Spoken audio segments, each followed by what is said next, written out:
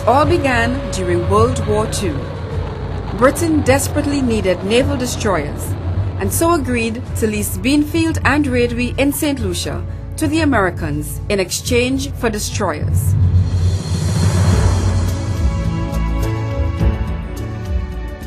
(1942). The United States makes a decision to build a hospital in the Santa Cruz Valley in Trinidad and Tobago. Somehow, huge shipments of fabricated materials, plus a team of workmen, engineers, carpenters, plumbers, and electricians arrive in St. Lucia and begin work on the Beanfield Military Hospital. Halfway through construction, it was discovered that the hospital was being built on the wrong island. A decoding mix-up caused the construction material and personnel to be sent to Dawn, codename for St. Lucia, instead of Lawn, codename for Trinidad. The construction at the Beanfield Military Hospital was allowed to continue. Beanfield was originally known as the Bean Army Airfield, activated in 1941 and used by the United States Army Air Force to defend St. Lucia against an enemy attack. The name Beanfield came by the colonel, of course. The colonel who was in charge of that area in Beaufort was Bean, Colonel Bean, so they gave it the name Beanfield. The Army Hospital was closed down in 1947 and all the equipment and furniture shipped to Puerto Rico. The hospital remained abandoned for the next decade and a half until a group from the Sisters of the Sorrowful Mother who were working at Victoria Hospital discovered the abandoned medical facility. The group was led by then Sister Mary Irma Hilger of St. Francis. She was kind, she was dedicated, and she was a person's person. She loved people. 30th April 1965, Hogarth Belizier was asked by Mother Irma to accompany them to visit an abandoned United States military hospital. We came down and arrived here on a Sunday afternoon, about 5 o'clock, only to be greeted by cows and goats and things like that were in around the place. There were many holes in the roof, there were, especially on this side here, but it was just an empty shell. There was no equipment in it. And we finally got the doors working, the locks, those that needed changing, we of course we had to change, but most of the building was intact. The only thing that was not intact was the roof in itself. The government of St. Lucia, led by then Chief Minister John Compton, agreed to allow the Sisters of the Sorrowful Mother to develop and manage what eventually became known as St. Jude Hospital, named after the patron saint of lost causes. On the 5th of September 1966, St. Jude Hospital was formally opened by Mother Irma and the Sisters of the Sorrowful Mother on behalf of the Catholic Church. The Sisters of the Sorrowful Mother, they were there from day one. They actually took a hospital that trees were growing in and everything, growing all over the place.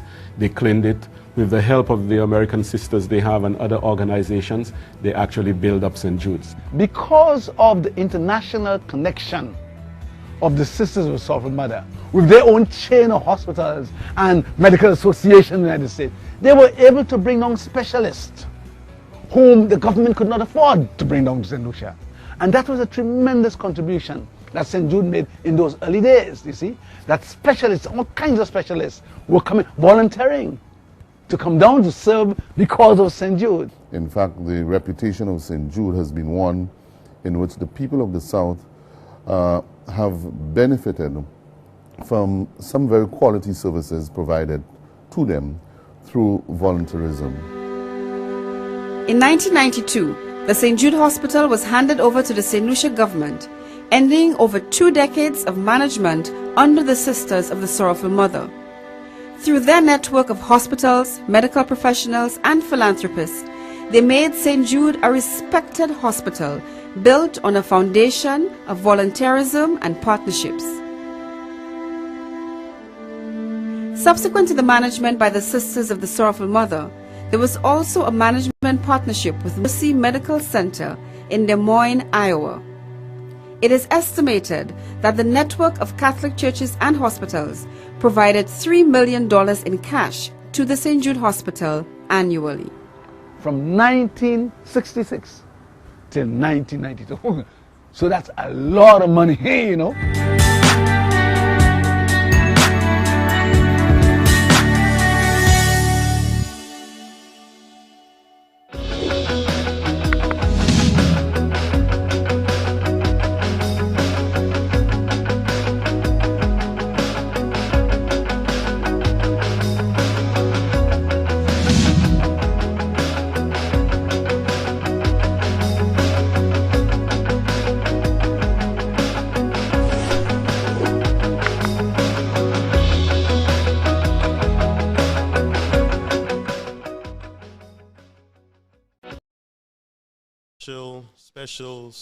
Special good evening to all our viewers on the platform.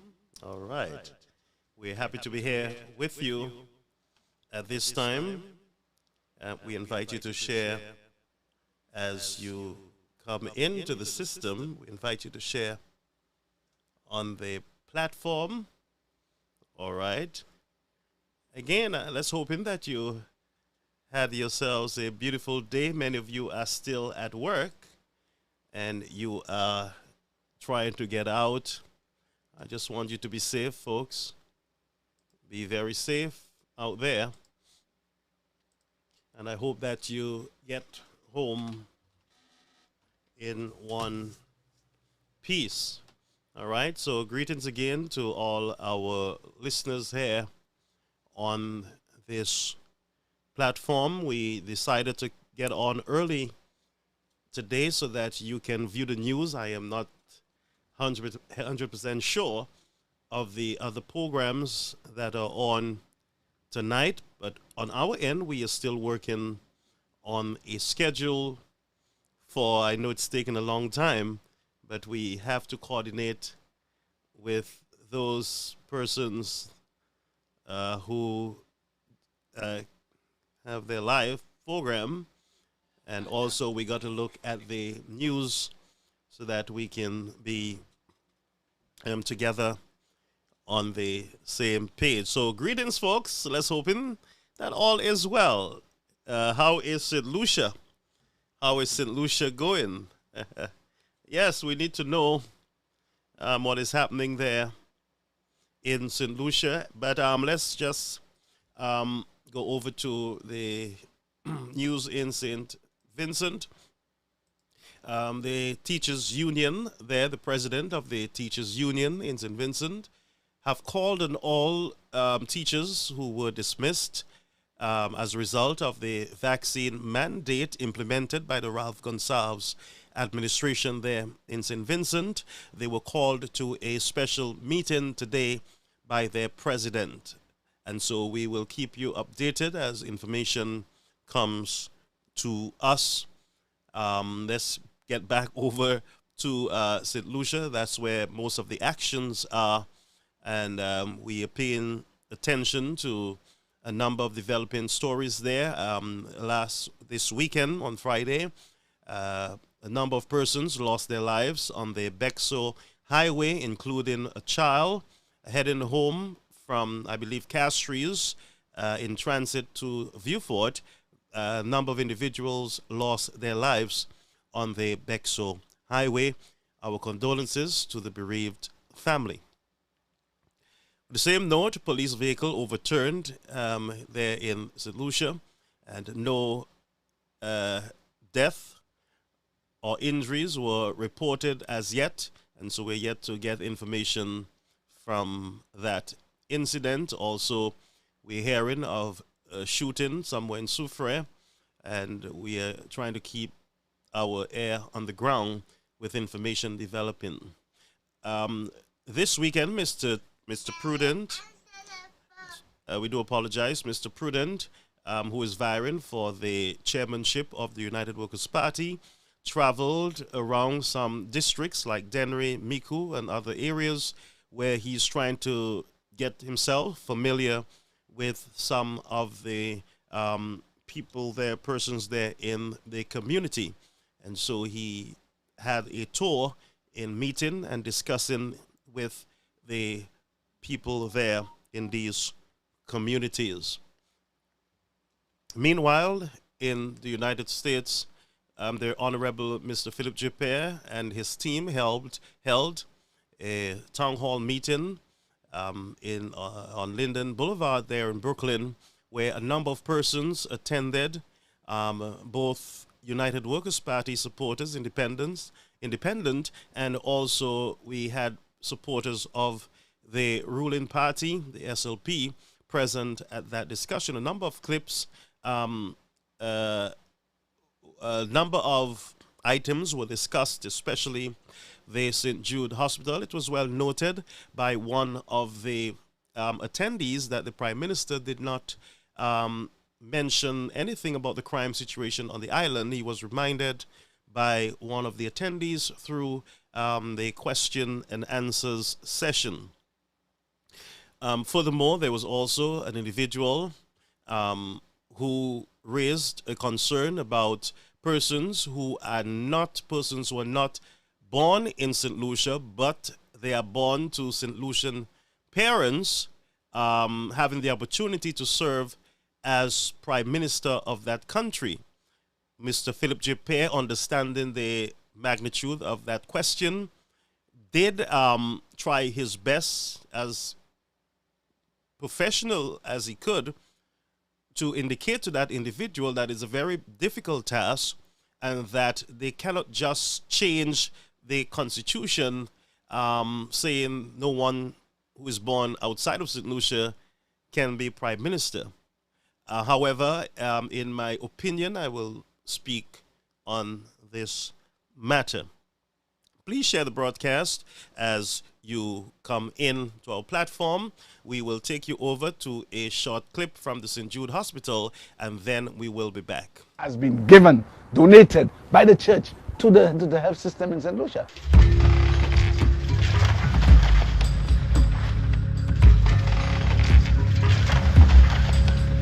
9th September 2009, a night that will long be remembered by St. Lucians and by the people of Vieux Fort in particular. And for two pregnant mothers, the experience will last generations. Two babies were delivered within hours of the blaze. The first, Janelle David, a baby girl whose mother came from Blois-Dericeau, was born at the Vieux Fort Secondary School, the first stop for evacuees from the fire.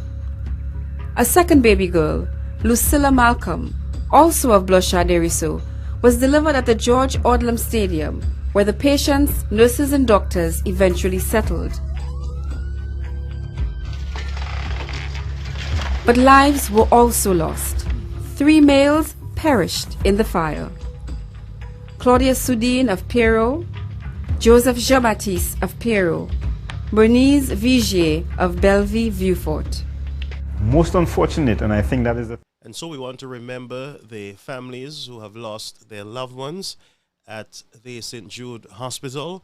And we here at Caribbean American News Network, we are committed in staying on this St. Jude project until it is completed. There are a lot of sacrifice made during this, the inception of the hospital, and therefore we got to stick on this discussion that is in the news. Back to the town hall meeting, Prime Minister Mr. Philip J. Pair announced at that town hall meeting that construction will commence on the St. Jude Hospital Phase 1, which is the original St. Jude's building. Prime Minister Mr. Pair indicated that they are going to start construction on the fence, and then he's going to deal with the exterior of that building. No further information was given to the attendees of that session, and so we will discuss also in my opinion. The price of gasoline in St. Lucia dropped. At the same time, I believe it dropped by 25 cents, but at the same time, cooking gas remained the same, unchanged.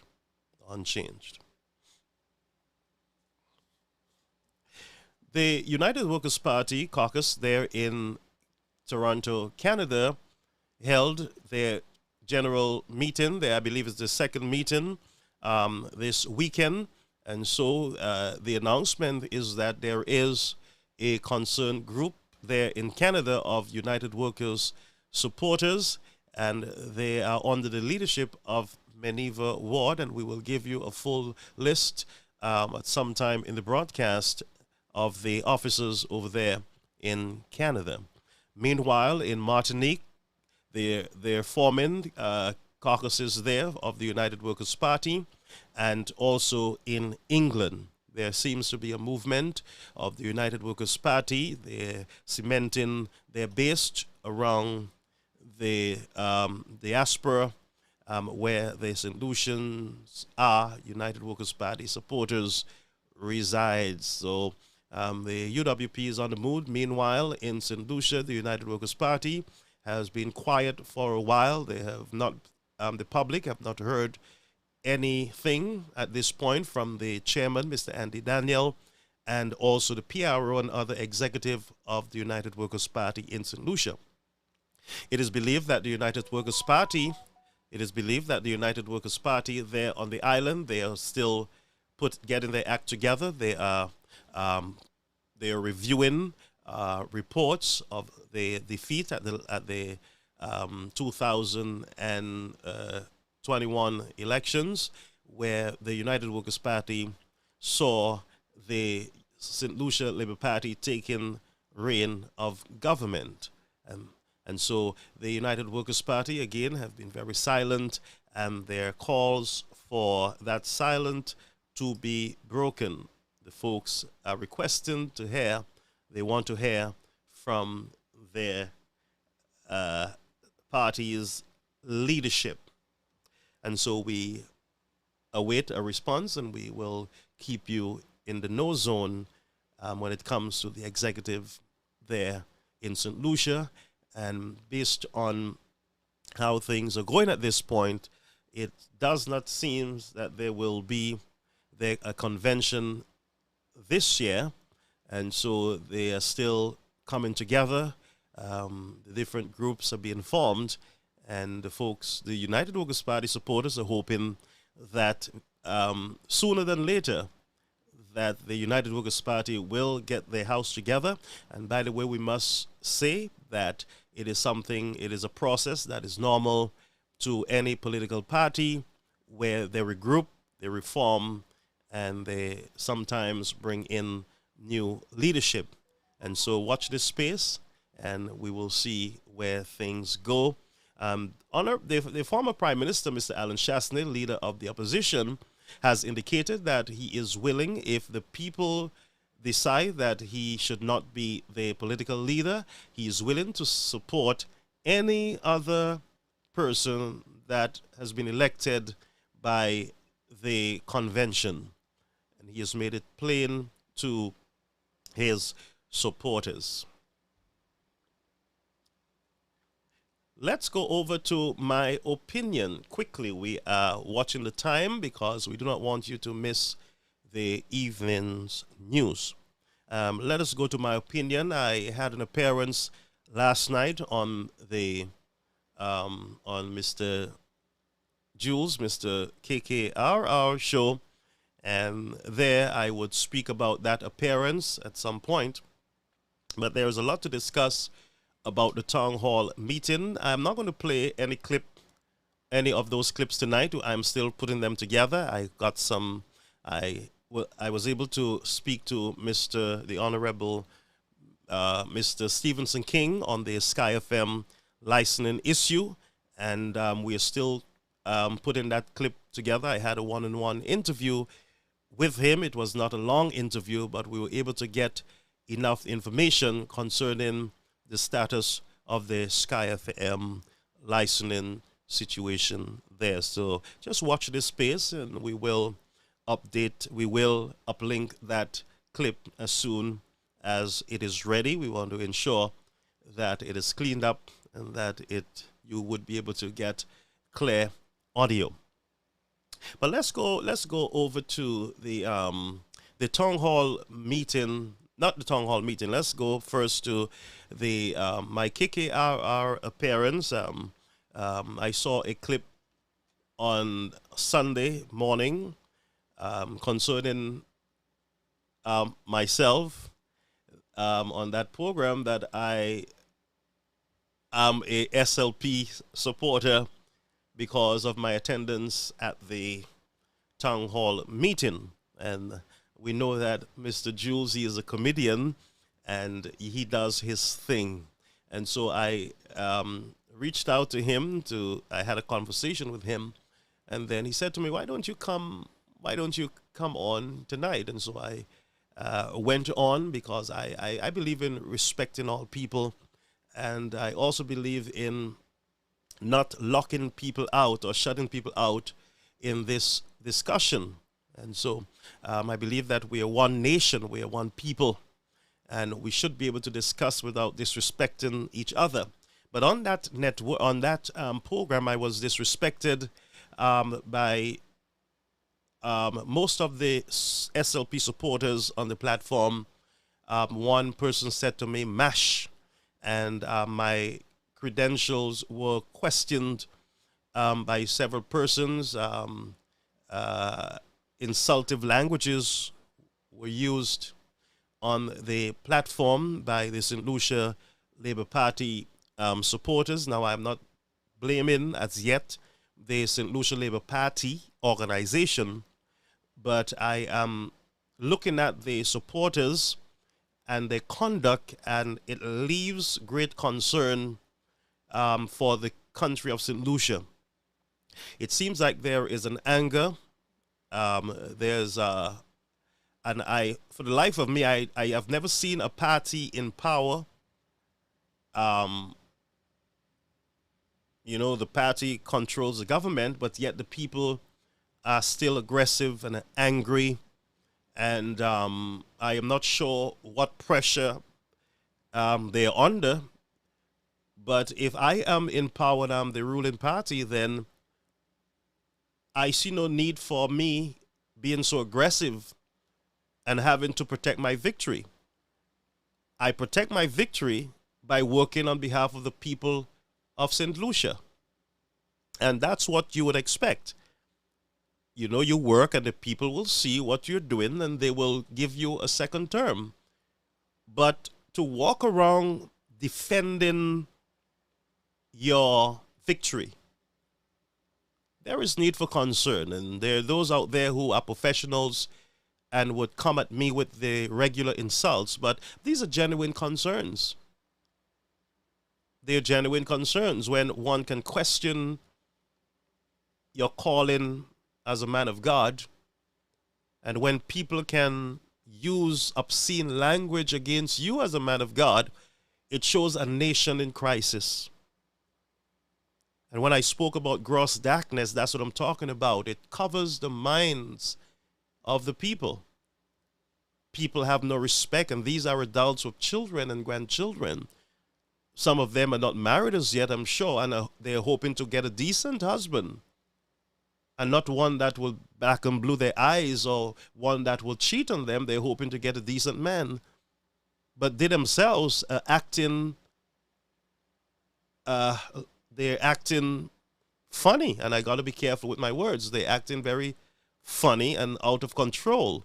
And I always say to women, especially women, you got to be careful what energy you put out. You got to be careful, especially if you're single. You know how you deport yourself, because how you deport yourself, you're going to attract that type of men. These are the men that you will attract. Guys that will abuse you and treat you a certain way because of what you are putting out. If you have respect for yourself, if you're having a discussion and you're disagreeing with someone, there is no need to disrespect persons that you do not know anything about. There is absolutely no need to do it. You can call someone ignorant. It is a good word. Some people take it bad. For instance, someone said to me today, you're ignorant. So I said, thank you for reminding me that I am ignorant, because if I am ignorant, if I don't have the information or the knowledge about something, it means that I am not aware, I'm not informed. So sometimes we take the word to bend ourselves out of shape. We take it to mean that we are stupid and we are dumb. You're just not informed. And I believe a lot of those persons who insulted me are not informed. They're ignorant. And they need to inform themselves. And this is how you inform yourselves. You do not insult people when you're having a discussion on social issues or issues of importance to your country. Now, I'm not going to say that you're low IQ, but something is low. It might not be IQ, but you might be low on some kind of chemical in the brain that causes you to act like a lunatic, walking around insulted and calling people names. No wonder you are not able to receive information, because you're stuffed up there with air. And so I am calling on the supporters of the United Workers' Party, don't be ignorant, be informed. Don't attack people because of a discussion.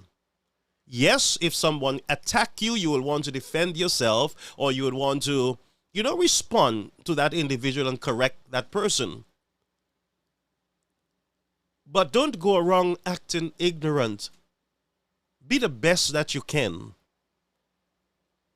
We have a generation that we got to be an example to. We do not want to generate a generation of vipers where they just don't like you and they kill you. That's what we see now. Intolerance. That's what these people under the KKR live were doing. They had no regards for anybody. They don't care who you are, whether you're a priest, a pastor, whether you're a policeman. They don't care. And I had to do a lot of praying about this. I'm like, I mentioned certain names in my prayer, and I'm saying, Lord, enlighten these people. Because if they continue on that path, that's a path of self-destruction. Because that curse goes on to your children and your grandchildren, especially when you verbally abuse innocent people who mean well for your country. Folks wanted to know whether I stole money in St. Lucia and all these kind of ignorance. If I stole money from St. Lucia, I would have the heart to be in public. And I don't even have to say anything on that, because it is just ignorance. It is just ignorance, plain ignorance. And I know the problem is that persons are looking for dirt on me and they cannot find it. So they resort to questioning whether I'm at school. I am right now enrolled in one of the highest academic institution in the Seventh-day Adventist Church here in the United States. And this year I just signed off on a degree at another high institution in religious studies. In 2012, I was given a degree, a pastoral degree. I never spoke about it. I never boast about it. I am right now doing religious studies and other studies at the Andrews University. So I don't have to say all this, but I just want you folks to be calm and live your life. Stand up for what you believe.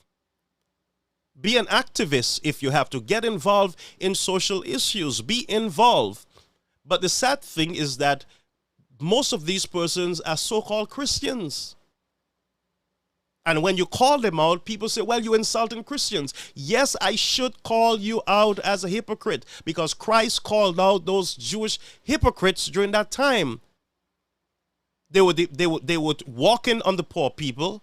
They had no regards for the sufferings of people while they're walking around as religious leaders doing circumcision and enjoying holy days and festive days. And so I am not going to back down from calling you out.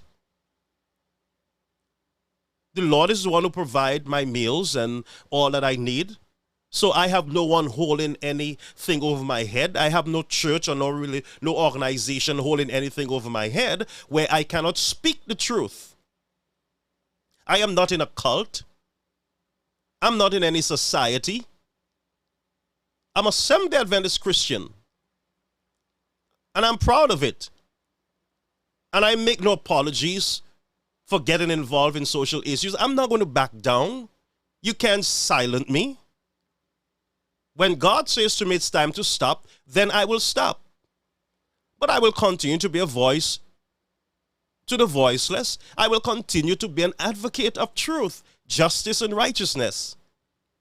And I will continue to expose the errors also within our Christian community, the deception and the lies.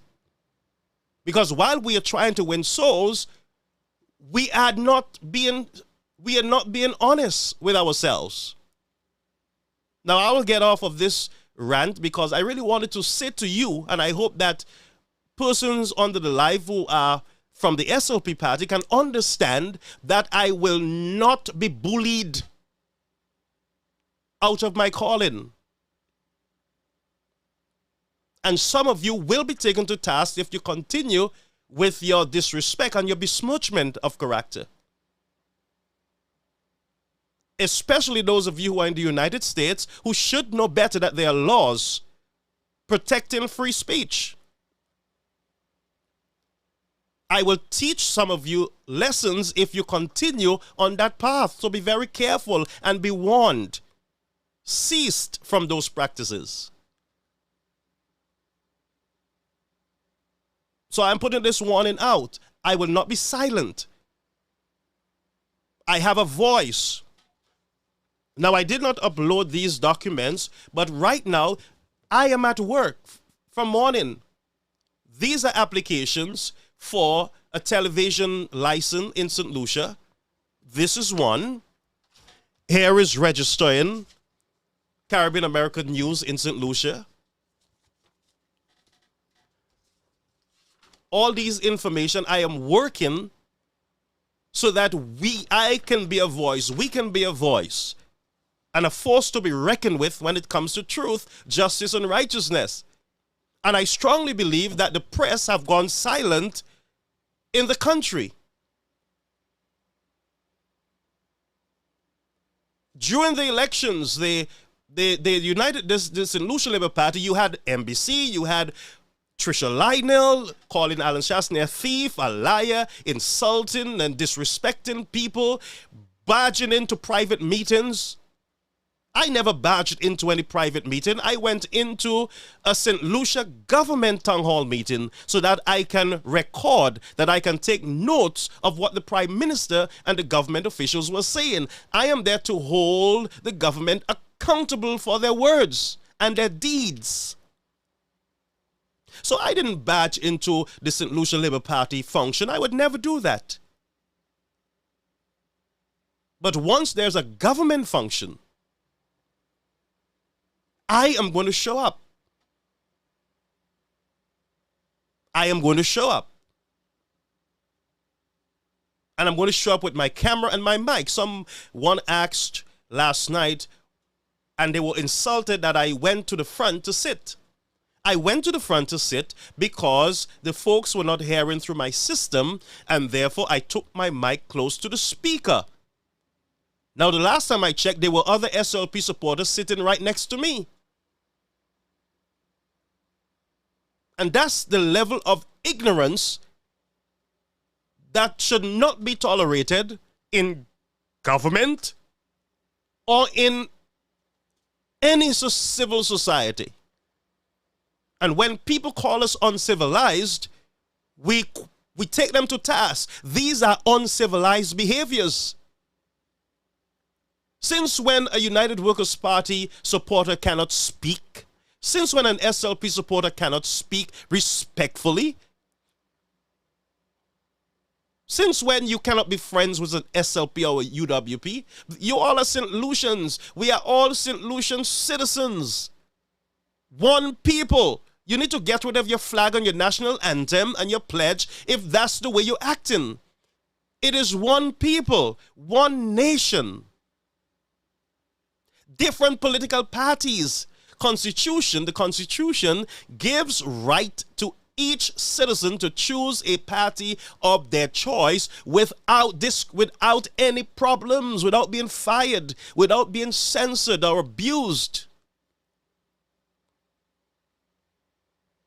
So don't come and attack my character because I am calling out a corrupt and a crooked system that don't care the hoot about the sick, the poor, and the marginalized with smoke screens and flashing mirrors. Don't blame me for sitting by for years and observing and watching the crooked ways that you treat people. Because someone is not educated, you call them lower socio or whatever it is you call them, and you step on them, treat them like a tool. You think very low of them. Yes, you governments, that's what you do. You treat the rum drinker like he's not a human being. The rum drinker needs help. He needs therapy. He needs guidance. He needs counseling. Because it's a substance. Alcohol is a substance that destroys the mind and the body. That person is hooked. They're addicted. They need help. Anyone who is addicted need help. And there are a lot of men in St. Lucia who are addicted to sex, and they need help also. And a lot of you politicians are addicted to power, and you need help also. And I know the help that you need. The people need to vote and give you the help that you need, because you believe that you are powerful when they elect you. And you can disrespect them, disregard them. Here is a report on the St. Jude Hospital. Now listen to this. The Prime Minister at the town hall meeting said, I got a report.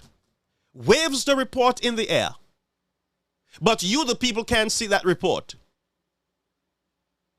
And they say to you, because the UWP had a report and it was not placed in the house, then they should not show you anything either. This got to stop. It got to stop somewhere. And it got to stop now. If there is a report on the St. Jude Hospital, make it public.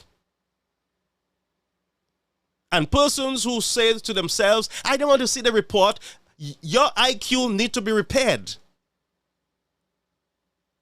If you are saying you don't want to see a report that helps you to reason and to think differently without speculating and coming to conclusions that you should not come to, and you are saying you don't need information, you will remain backwards. You got to read labels, man. You cannot just buy the thing. You imagine you buy a bottle, and because it says alcohol in it, you just drink it. Thou fool, why do you die before your time? Read the label and you would realize that what you have in your hands is hand sanitizer and not rum for you to drink. You got to read. Our people do not read. That's why we're backwards. I was backwards and dumb myself. And all I knew was about religion. I didn't know about society and all these things and government and how government functions or run. I was ignorant. I was stupid at the same time. Ignorant and stupid. Why? Because there was information. It was out there. All I had to do was go and get the information and read it. But people are saying, oh, I don't need it. Well, folks, this is 2022. You can't reason like that. If there is a report, show the report to the people. And I am saying that our people are not too smart. Someone sent a message to me and they said, oh, I am an English professor or professional. I know English and blah, blah, blah. There's a lot of dumb people who know English. Most of our politicians know English. Most of our politicians know English, and they're still dumb. They can't lead any country. You can't put them in charge even of a local football club in their community. They wreck it with all their English and their degrees. So if you put one of those educated politicians and you give me a man on the street with common sense, maybe I should start choosing the man on the street with the common sense, for God's sake. But don't pull education on me with your dumb self. Don't pull no education on me, because I've seen persons without education. And I've seen them function at the highest level. I didn't know anything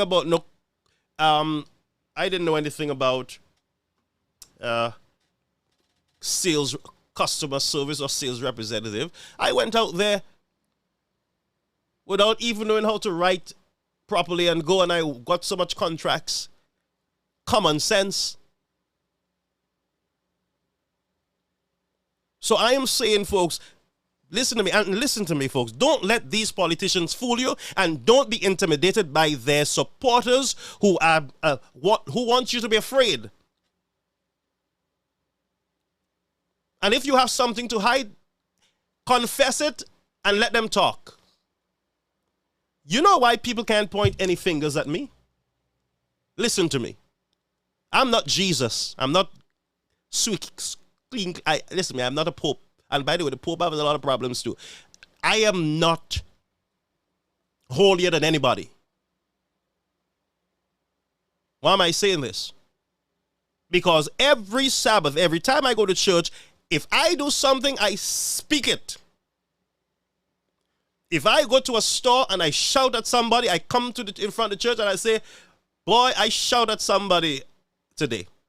They will tell you that. They say sometimes I talk too much. Why? Because I believe he that covereth his sins shall not prosper. So I have no sins to cover. I acknowledge that I'm human, I'm weak, I make mistakes. I am not a superman. So when you tell me, oh, you're a minister and you're this and you should not. What do you mean I should not? Who do you think you are, a human being, to tell me I should not? So let me get back to the discussion, but I am not upset. I am just saying, folks, it is time for us to get out of the dark ages, get out of ignorance, and be wise. Wise up. Now, the St. Jude Hospital, I found out that Hess, St. Lucia, gave $1 million or more US dollars for that hospital when it burned. Civil society and institutions came together and gave millions of dollars for the St. Jude Hospital.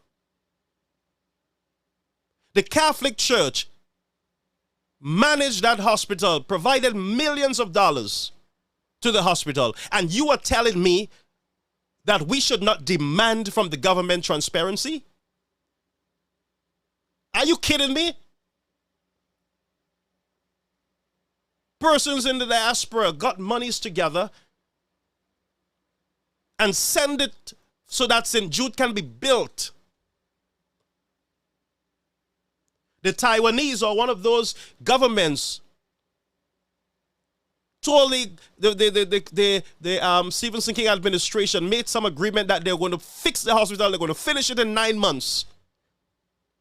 What is it, 13 years now? What went wrong?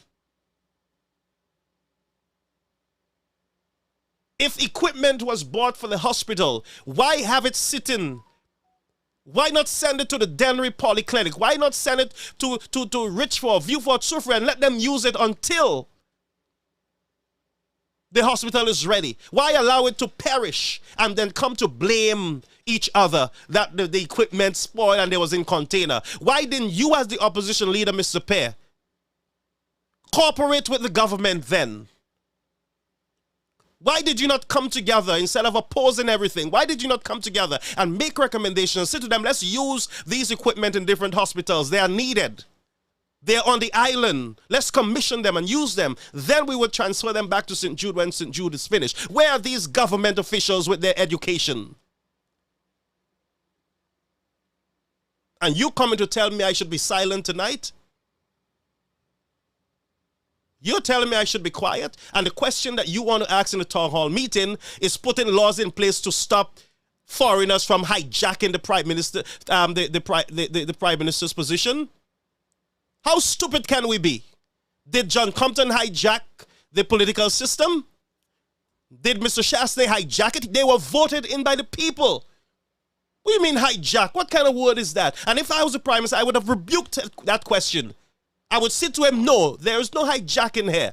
The democracy, the people spoke.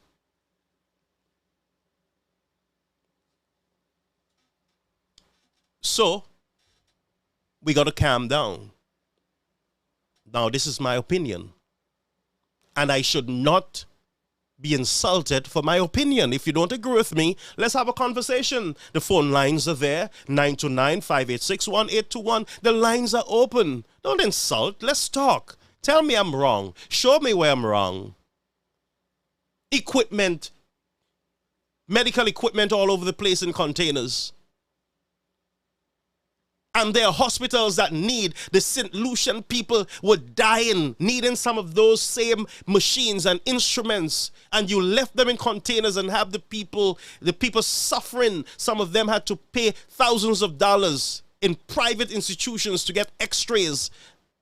When you, the government, had those equipment in containers sitting down, knowing bloody well that you were not close to getting any hospital in place. But who suffers? The people. And the same people who jumps and clap behind you when you say to them that the rain is falling, that's why you can't fix the roads, they clap. Why? Because they're in New York and their roads are being fixed. And you, the people in St. Lucia, have to plant your dasheen and your green figs in potholes. And cows are disappearing in the potholes. And they're up in the diaspora clapping. The Prime Minister said, they're saying the cost of living is high in St. Lucia. And I call my friends in England and they clap. Yes, clap. How dunce can you be, people? Wake up. Your government can cushion. They spend millions of dollars in traveling and all sorts of things. You think they can't cushion some of these prices that are... You telling me ramen has to be $5 or $6? One ramen? When $6 can give me a whole pack of 12? And you're clapping up here because you can get the ramen for 50 cents and 60 cents because you can get it. And some of you can go to the pantry in the back of the same church that you're cussing people out. You can go there at the church pantry and you can get free food. So you don't care a hoot about anybody else in your country. How selfish can you be? You're clapping. I didn't even smile. And the Prime Minister says, well, and he makes a jiggle, a kickle, he laughs at it. There's a smirk on his face. They say it's expensive, but I call my friends in America, my friends in England, and they clap because they're belly full. They're belly full with the white man money.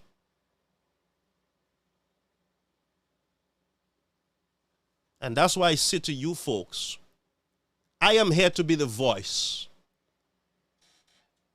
I am here to be the voice. Try to silence the voice. Another voice will rise up because this is the time. This is the season. And it got to stop.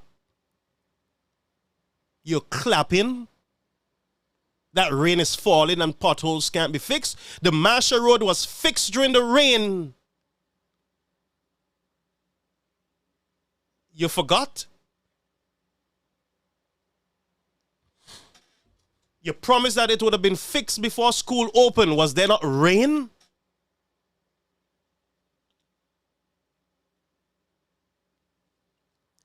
And the people clap. They cheer on.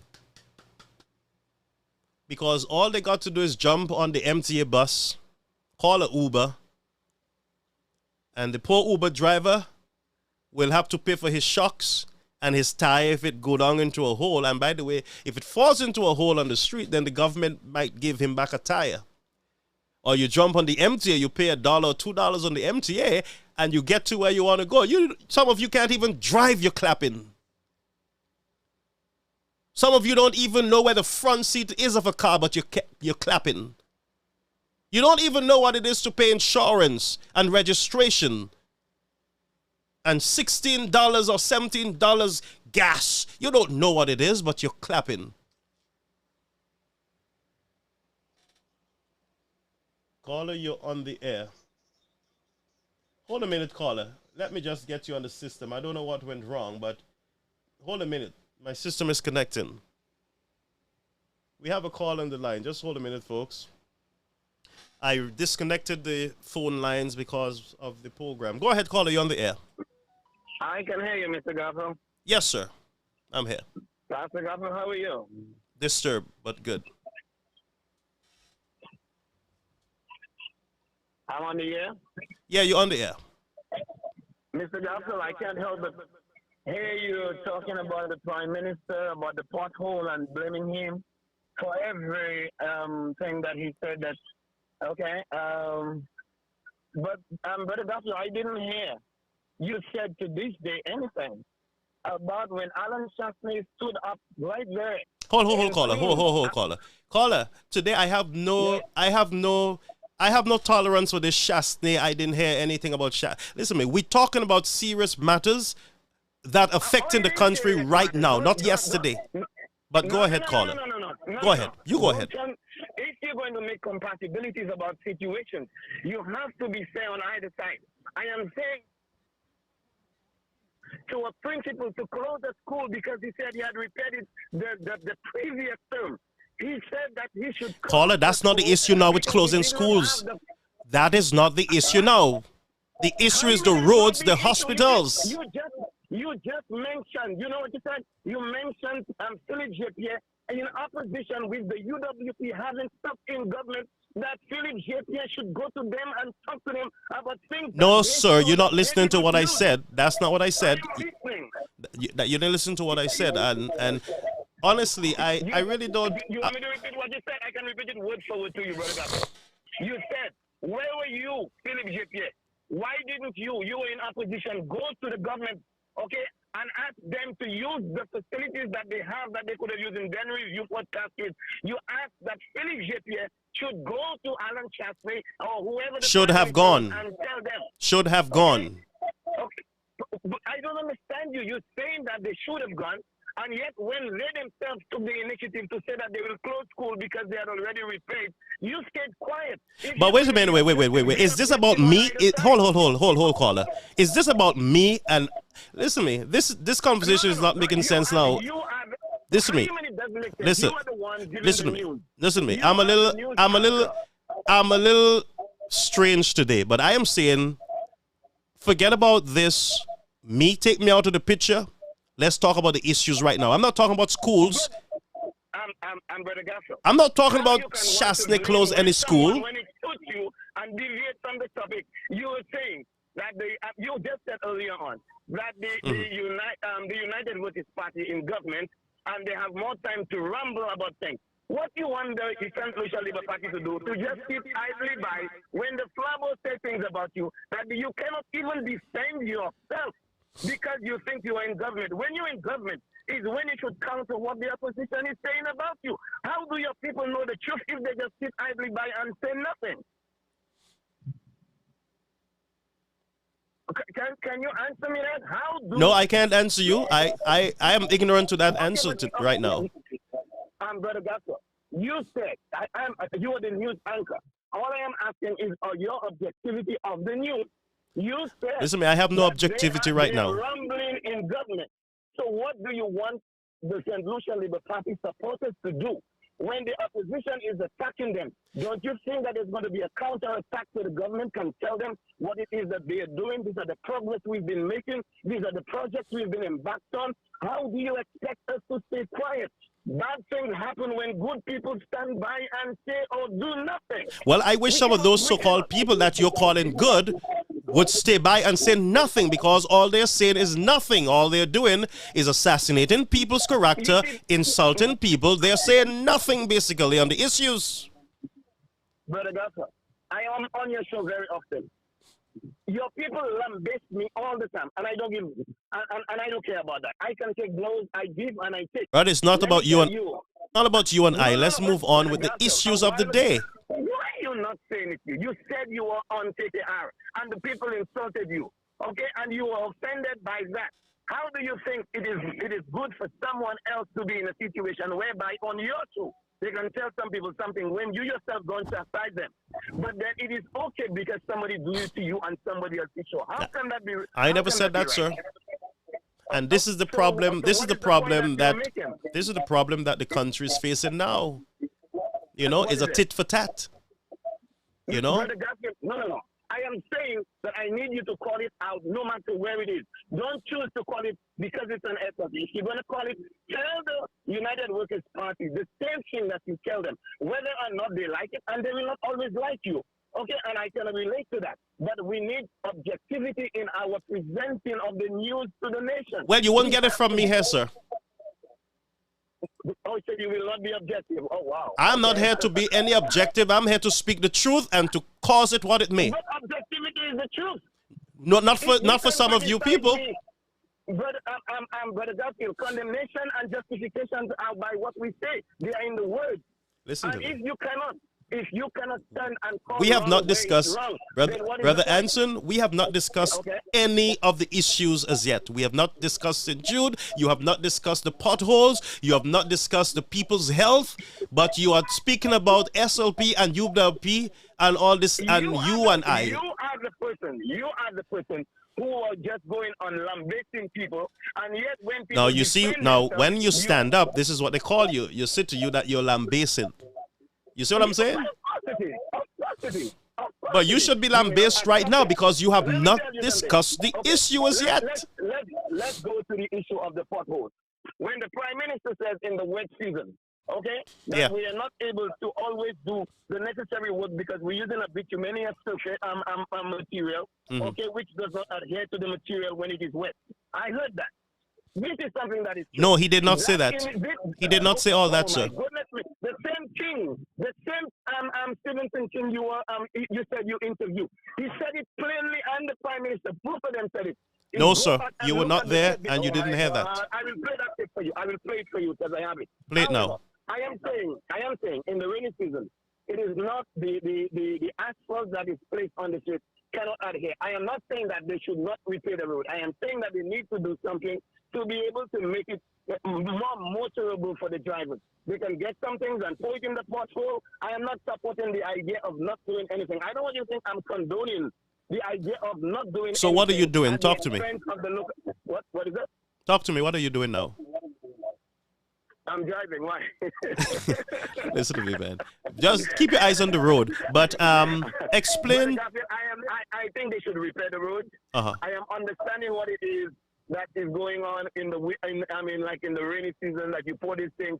But I think they should have a situation whereby they can pour something, whether it becomes just some gravel, so the vehicles can go and the drivers, are better off, driving, not losing the suspension.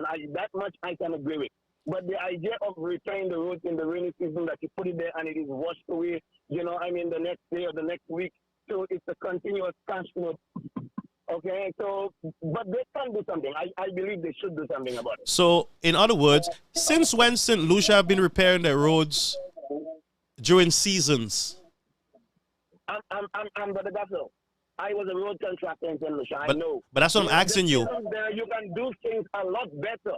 Okay, the rainy season is washing away that you do. It is so. I am saying use some means and put something in the hole. You cannot do the roads as you would want to do them to make them last if you're going to do it during the rainy season. It cannot happen. That's virtually impossible. Yeah. Okay? But they should have a maintenance crew, block some holes, do something to make the road more accessible and more motorable. In the days of John Compton, they had a song on John Compton, fix the road, everybody do that for the people. That was John Compton, fix the road. So I am saying they should fix the road, but I don't think it is an issue that it is being blown out of proportion the way it is being presented. But I am saying do something about the road, fix the road, do something, but drop some things in the puddle, some chips, some gravel, something to make it easier, for the motorists. So you think the drivers in St. Lucia who have to pay thousands of dollars for the vehicles repair would want to hear Prime Minister saying to them, it's raining, what you want us to do? We can't repair the roads because it's raining? You think they would want to hear that? He did not say we cannot repair the road. He said it is difficult for us to do it the way we would want to do it in a time when the rain is coming, and that is a fact. Like I said, I know asphalt, I know bitumen, I know what it adheres to. I am perfectly aware of that. Okay, I am saying do something to make it more accessible, that when the dry season is there, you do something and do it fast for the people. They should hit the road. No driver should be on the road having the cars and the suspension and the tires blow up. I see this advertisement, the guy driving up the John Compton Highway or where Millennium Highway or wherever it is. Yeah. That's not good. I am saying that the government needs to address it and do a better job of making the road more motorable and accessible to the people. But, Anson, but while you're here, while you're on the call, okay. I want us, those of us who are living in the United States, to be very sensitive towards the plight of the people on the island who are feeling And the rightfully pinch. so. And rightfully so. You know, because I realize a lot of us here in the United States, we say a lot of things, but we do not really understand the magnitude of what these people are going through on the island. We don't understand. And I am saying that it was insensitive to come here and talk about rain. Just say to the people of St. Lucia, look, we're trying our best to get this road network in place. Have patience with us. We're doing our best. But don't give them excuse. It's excuse after excuse. The former government, this one, rain. Listen to yourself. No, I am listening carefully to myself. But you said it's insensitive for him to tell them the truth about the cause, that it is not being done. That is not the truth, Anson. Even tell the people the truth. Anson, don't tell me that's the truth. What he said is the truth. Don't tell me that's the truth. That's not the truth. And Brother Garfield, you just said, give them a reason. Tell them, okay, we're working on this, we're working on that. But because he was factual with his people, who elected him in office to represent them, and he was truthful about what was holding back the project, you thought it was insensitive for him to... Anson, rain is not holding back the project. There were roads repaired. The whole of Marshall Road was repaired. Brother Garfield, rain is holding up. You cannot tell, well, the St. Lucian people know better. Rain, water, Listen to me. Rivers, The St. Lucian are preventing, even here when it's raining heavily, they stop for whenever it is. the St. Lucian people know that the Marshall Road and other roads were being repaired during the rainy season. Brother Garfield, Yes. I agree that they should repair roads and do, but I am telling you, to pave the roads and do things in the rainy season, even if you do it, you will have to go back and do the same thing over in a little bit, because the rain would match up the same thing that you just did. Okay, thank you for the call, though. But I am saying that they need to do something. I need them to do something, at least to make it easier. Drop some corridors or whatever in the holes. Okay, it's not. It will hold up for the time when the rainy season is not, around, and they can do the kind of work that they would like to do on the road. all right. But I believe they need to do something. But I don't think it is insensitive to tell your people the truth about white. Anson, I don't know what is truth to you, but that's not the truth. Brother Garfield, I don't understand. You said, tell them we're working on something and we're doing. But because you tell them exactly why it is it's not happening the way they want it to, you think it is insensitive. Brother Anson, that is not the truth. Ask the people on the ground. What is the truth? What is your interpretation of what the truth is? No, you're not going to integrate me tonight. No. You're making me miss my English language. No, I just asked you. You told me it's not the truth. I asked you, what is the truth? That's all I'm asking. Call your party leaders and ask them what is the truth.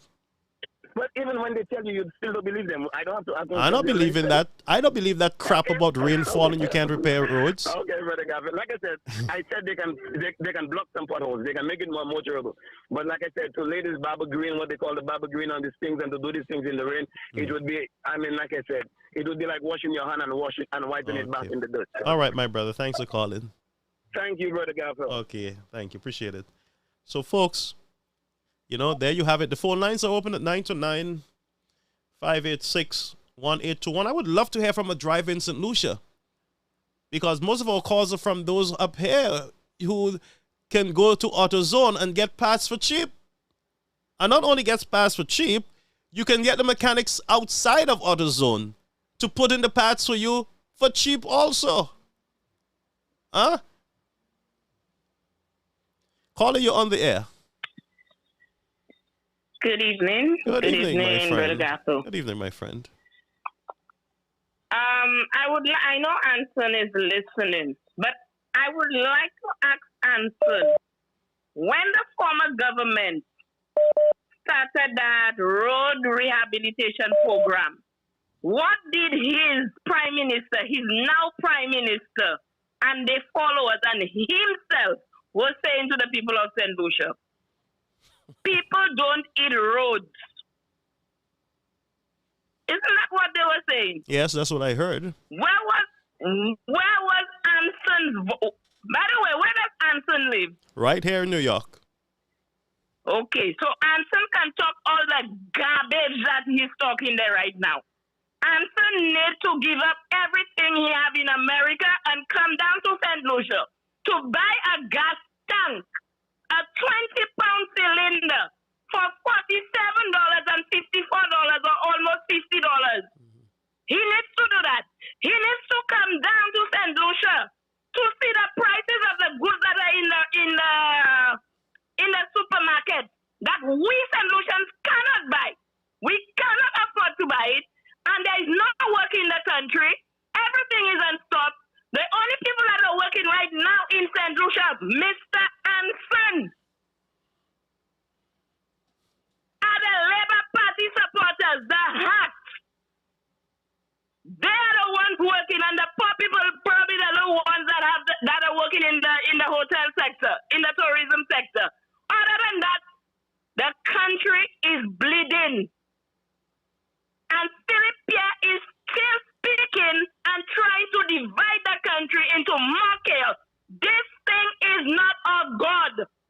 Something is wrong in this country, and if we do not fix it, we are going to lose out in our country. We are going to lose out on the future of this country. So, Mr. Anson, keep your mouth closed. You still have to keep your mouth out of our politics. As far as I see it, if you want to contribute, pack your things and come down to St. Lucia. None of y'all don't want to leave the diaspora right now and come to live under that Labour Party government. Not one of y'all. None of y'all will not do it. Start speaking the truth so that our country can be exalted. Stop it. Y'all need to stop. Y'all can fool the people, but y'all cannot fool my God. He's watching. And I give thanks to Pastor Garfield for using his voice to bring out the truth. Y'all need to stop that. It's not animals that live in St. Lucia. We are people too. Everywhere in the world, the gas prices have been going down. And we are in a mess in St. Lucia. And you're just calling the talk show talking crap. Our children need to go to school. They are hungry. You're just up there and you don't know what is happening in the country. You don't know. You're afraid to ask Philip Pierre the hard questions. You're still sugarcoating for Philip Pierre. Philip Pierre is eating morning, noon, and night. Even you're all up in the diaspora.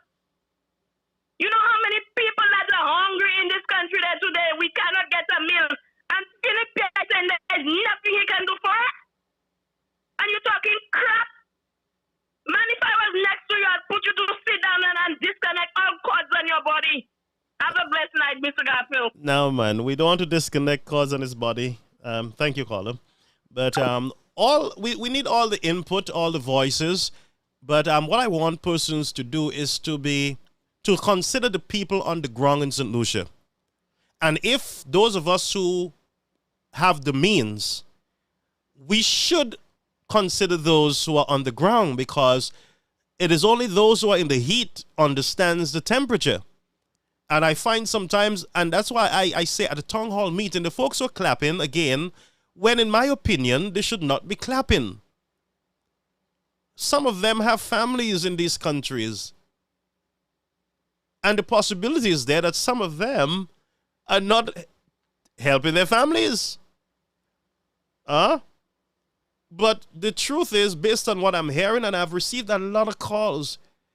I've received calls from in government, from out of government. And I'm not here for the game. This is real. It is real people suffering. This is real, folks. It is not a game, and that's why I don't want us to pull me in the discussion. Don't talk about whether I'm a pastor or not. That's not going to feed the people of St. Lucia. That's not going to help the hospital build.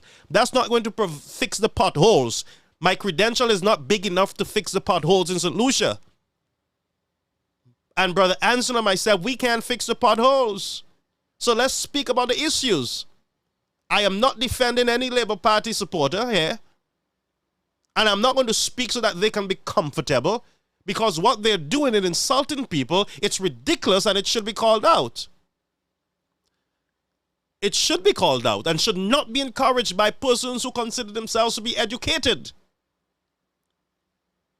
And one person almost called me a liar last night because I said to them that Mr. Pear said to the people that he cannot fix the roads because it's raining. They said, no, it was not Mr. Pear. Mr. Pear did not say it. It is Mr. Stevenson King who answered that question. I deliberately put the clip out. You think they will come back and apologize to me? No, because they're after the messenger and they're not willing to help in the discourse. If you listen to most of them, it is about them and their party. It's about we won. It's about shut up and don't talk. Go back to your country. You go back to your country. Why are you here in the United States? Oh, you insult the Christians. I'm a Christian. I didn't insult no Christian. I called out hypocrisy. I called it out. Because you know who I'm talking about. You are one of them insulting people on the lives. I saw you on the Newspin. I see you on the HTS. I see you on the morning show with Andre Paul. I see you insulting people on the Senate meetings and the House sitting. I see you insulting. And then you know what you said? Oh, when my bishop is not out, I preach too. And I shouldn't call out these hypocrisy. You guys said I should not be involved. And you are 100% involved in your talk. I'm not saying you can't go to town hall meetings. I went. But I call out the hypocrisy that I should stay out, but you guys should be in. That's what I called out. And that's why you don't like me. But I'm not here for likes. I'm not here for likes, because while you are disliking me, I'm progressing. I'm educated myself. I'm uplifting myself. I am gaining asset that can impact others. We have a call on the air. Caller, you're on the air. Go ahead. Good evening, Pastor Garfield. How are you? Good evening, son. Thank you for calling me pastor, because people want to take that from me. No, man. Whatever you have, it's yours. Nobody can take it from you. Yes, and I want to add something, man. And I think your show is very informative.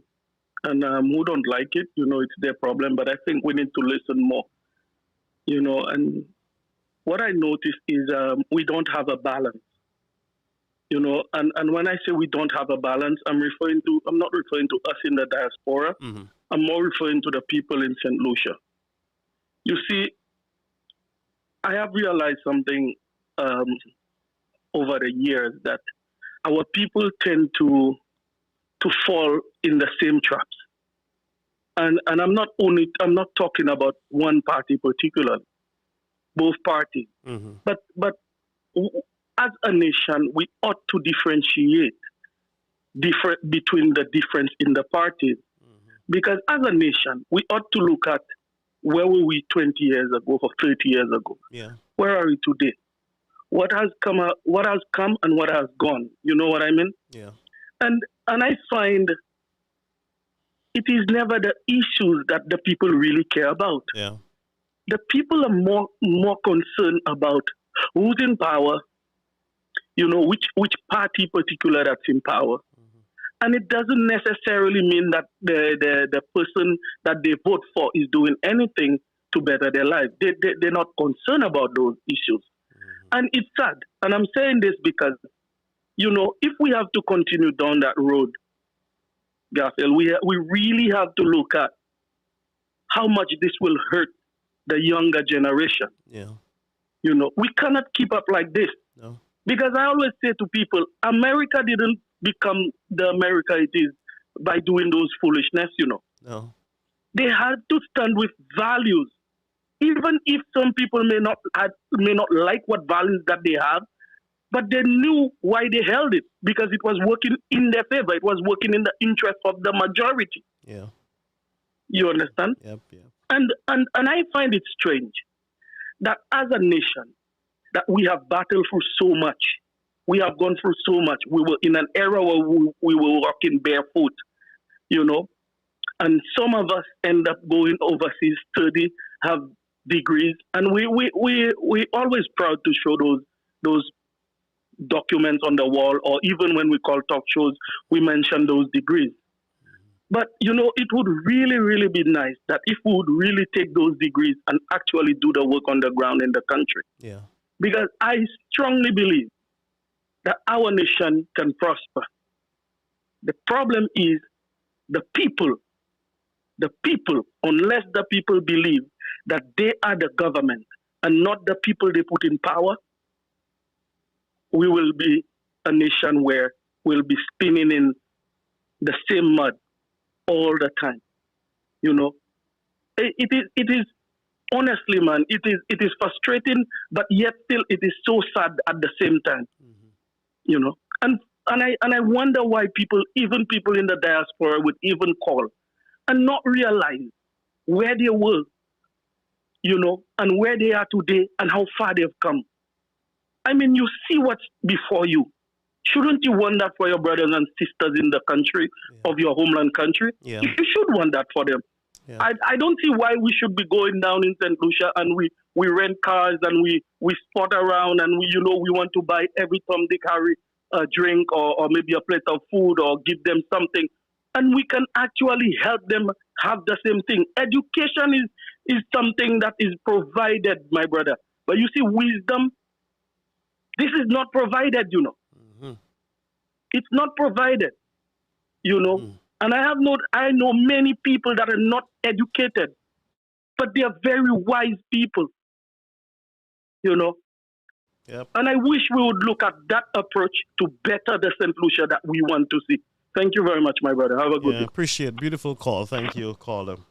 Appreciate it. Good contribution. You know, we got to start really sticking on the issues. We got to remain focused. You know, I don't think that we are focused enough. We're busy being distracted with people's character. Who has a degree or who don't have one, and who sleep with this one, and all the mapewees. Now, if you observe me while I've been calling out a lot of this slackness amongst us, someone said, well, you called us ignorant on Saturday night. Of course, and that does not change.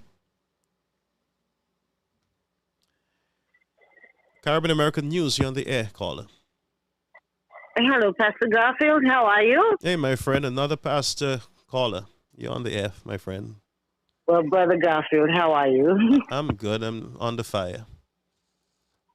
Oh, no, well, you're not under fire. I'll tell you something. Anyone who speaks the truth offends. Yeah. So you will see people coming at you, but you're not under fire. You're under God's grace. Oh, thank God. And that's how it is. Amen. That's how it is. Amen. Amen. Now, I'm calling. I've been following you for a while. I'm calling from St. Lucia. Oh. And I will tell you something. You see everything going on in St. Lucia right now is caused by the same SLP that persons are defending today. Let's go back just a little bit. I'll take up a couple minutes. No, you go ahead. You go ahead, because the news is going to be on what time? 7? But those who want to watch the news, you can go, but we're still here. We're going to be talking, all right? Go ahead, caller. Yeah. When Mr. Chastney came in 2016, prior to this, Kenny Anthony said, St. Lucia, I don't know what happened in St. Lucia. Something happened in St. Lucia. Yeah. They couldn't borrow, they couldn't do anything. And yes, our coffers were empty. Let me say it, and I'm speaking the truth. I have no reason to tell a lie, because no government feeds me. So, something happened in St. Lucia. Obviously, when Chasney came in, he had to take a few years to put together all monies, etc., to ensure this country can rise again. Okay, so he had to go to various funding institutions around the world to try and get monies in. Right. After securing that money, of course, it took a few years for that to happen. That's why they said he was a high flyer. But he did not come home with his hands empty. After securing that money, this man started to work. And work meaning the same St. Jude's, the roads that we don't eat were being fixed. Let's go to investments that were made in St. Lucia, creating jobs for the young people in Vieux-Fort. Let us then go to, he actually bring down that by 2.5%. They said he did nothing to St. Lucians, right? I am stating facts. Yes. He brought down that by 2.5%. He also, our driver's licenses were taken up by the SLP. It was brought up in figures. He brought that down for us drivers in St. Lucia. There was no house tax. Property tax was scrapped under Chasney for 5 years. Okay, so everybody owning a property in St. Lucia was not paying property tax. I'm trying to go through the list. COVID hit, and there's still more that he did, but let's go to COVID. COVID hit. When COVID hit, the entire world stopped. Everywhere was closed. No flights, no this, no that, no the other. COVID hits this guy, and he manages COVID so well that we had very little lives lost in St. Lucia. There were quarantine facilities on the island that the government paid for. So anybody coming in was sent to, there were 2 quarantine facilities on the island. And I know because of the work that I do. So my clients had to quarantine. Wow. Okay? Food, everything was paid for these people. Those quarantine facilities were not for free. Victoria Hospital was turned to a respiratory hospital. OKEU was open, and people and the nurses and doctors and everything were moved so that can be used as a normal hospital. Yeah. St. Jude's started, the new St. Jude's, the box as they call it, because they don't know what a prefabricated modular building is. Apparently, they slow to that, so it's a box. The box was started.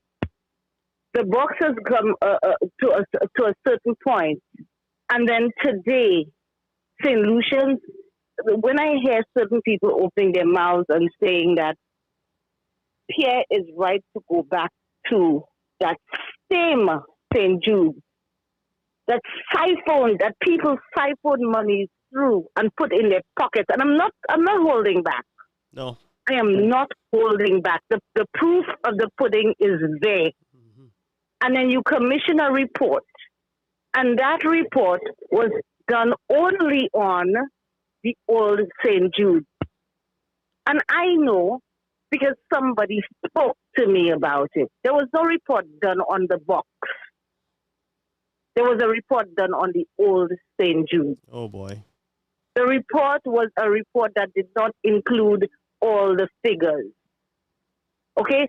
So instead of taking a new building and finishing it and running with it, it's a prefabricated modular building that could be finished in minimum time. Wow. You want to go back to these old buildings that includes 80-year-old buildings, etc., that has a lot of flaws. And the flaws you are hearing, they're not a lie. You can touch the ceiling, certain equipment cannot fix. Certain places, the flooring is lower than it is lower than the ground, so the equipment that is supposed to go there cannot be put in. It is a disaster down there. But that should have been And then in you're some telling me you're report or going to go something. back to this? It isn't a report, but it will come out. Oh, good. All of that I'm telling you, Brother Garfield, all of that will come out. Yeah, I'm calling Right for the now, reports to be out. Sorry? I'm calling for all these reports to be out there in the public domain. And they should be. And they should be. Because our money's paid for it. Though That's they right. said the last report was pro bono. I guess pro bono because they wanted the report written to suit their narrative. That's right. Pro bono? Since when do we do reports pro bono in St. Lucia? Since when does that happen? Because you wanted to suit your narrative. That's right. Everybody on that committee, and we know in St. Lucia, and I'm saying it on air, all of these people are staunch SLP supporters. I saw So the you list. take your people to write a report? You take your people to write a report pro bono? His people Who also you did the fooling study to on the take airport. here? How could you take these same people to do a study on an airport that the funders have sent their people to build that airport so they can see exactly where their monies are being spent? This is crazy. So all this rumor and all this row, these were all things fed to people during the campaign. Yeah. And people believed it and they did not fact check it. That's right. Hence the reason why we are where we at today. St. Lucia is crying. St. Lucians are crying. And for those in the diaspora who think that life is so easy, I'll just give an example of something. A carton of silk milk, soy milk, was $9 in St. Lucia. It is now $18.99. So from 9 to 18. $18, this is what I've used for years. $18.99. I need not say the rest because there are lots of changes for food, on food products in St. Lucia. Yeah. And it has been happening over the last few months. And Philip JPS throws his hands up in the air. And I watch him say it. So if they want to come for me, feel free. God is my protector. Throw your hands up in the air on national television and said, what you want me to do? I can't do nothing. Yeah. I can't do nothing. The cost of living is going up everywhere. I can't do nothing. What you all want me to do? Not I can't do anything. I can't do nothing. Yeah.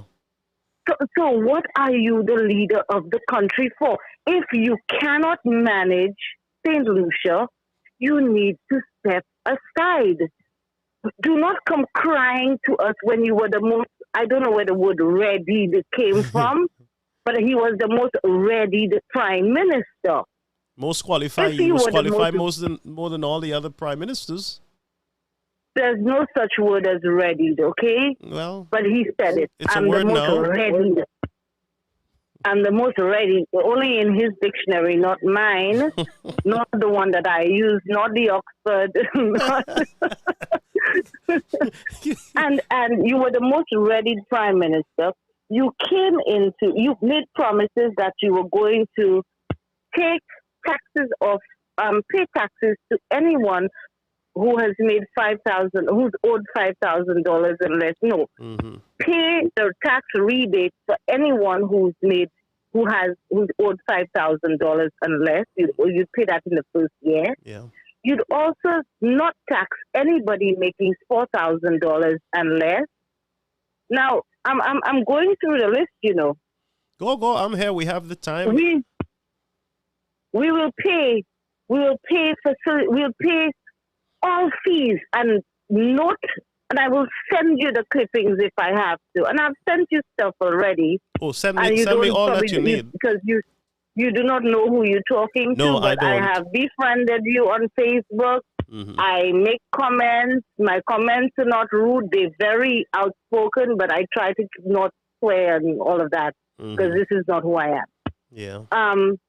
Back to this thing. You promise people making $4,000 and less that you will not tax them for our first year. That's what we will do. That is not done. Then you promise that and I am saying it, all school fees for all students at all schools in St. Lucia would be paid by us, by the government. Yeah. Correct? Yes. So my daughter was at private school. Did you pay any fees for her? No, sir, you did not. You did not. You said all schools. All you should schools, have specified. You should have specified. You should have specified also that you were paying facility fees for kids going to government schools, to public schools. And have you paid facility fees, Mr. Pierre? Question. Then he said, fact check me. Oh, there's a list of stuff that he promised. And I have the tape that he's going to do for St. Lucians when he gets into power. Has he done any? No, he has not. Then we go to fact-checking him because I listened to the entire broadcast on some watch radio or whatever. Yeah. Because they were the ones that so-called government town hall meeting. It was not a government town hall meeting, in my opinion. It was an SLP town hall meeting. Okay, if it is a government town hall meeting, anybody, no matter if they're red, yellow, black, or green, no matter what party they support, no matter if they're independent, they should be welcome to come in and listen and ask a question. Yes, there should be nobody looking at anybody strange. There should be anybody pointing fingers at anybody because you are there as the government of St. Lucia. You are not there in the capacity as a leader of SLP.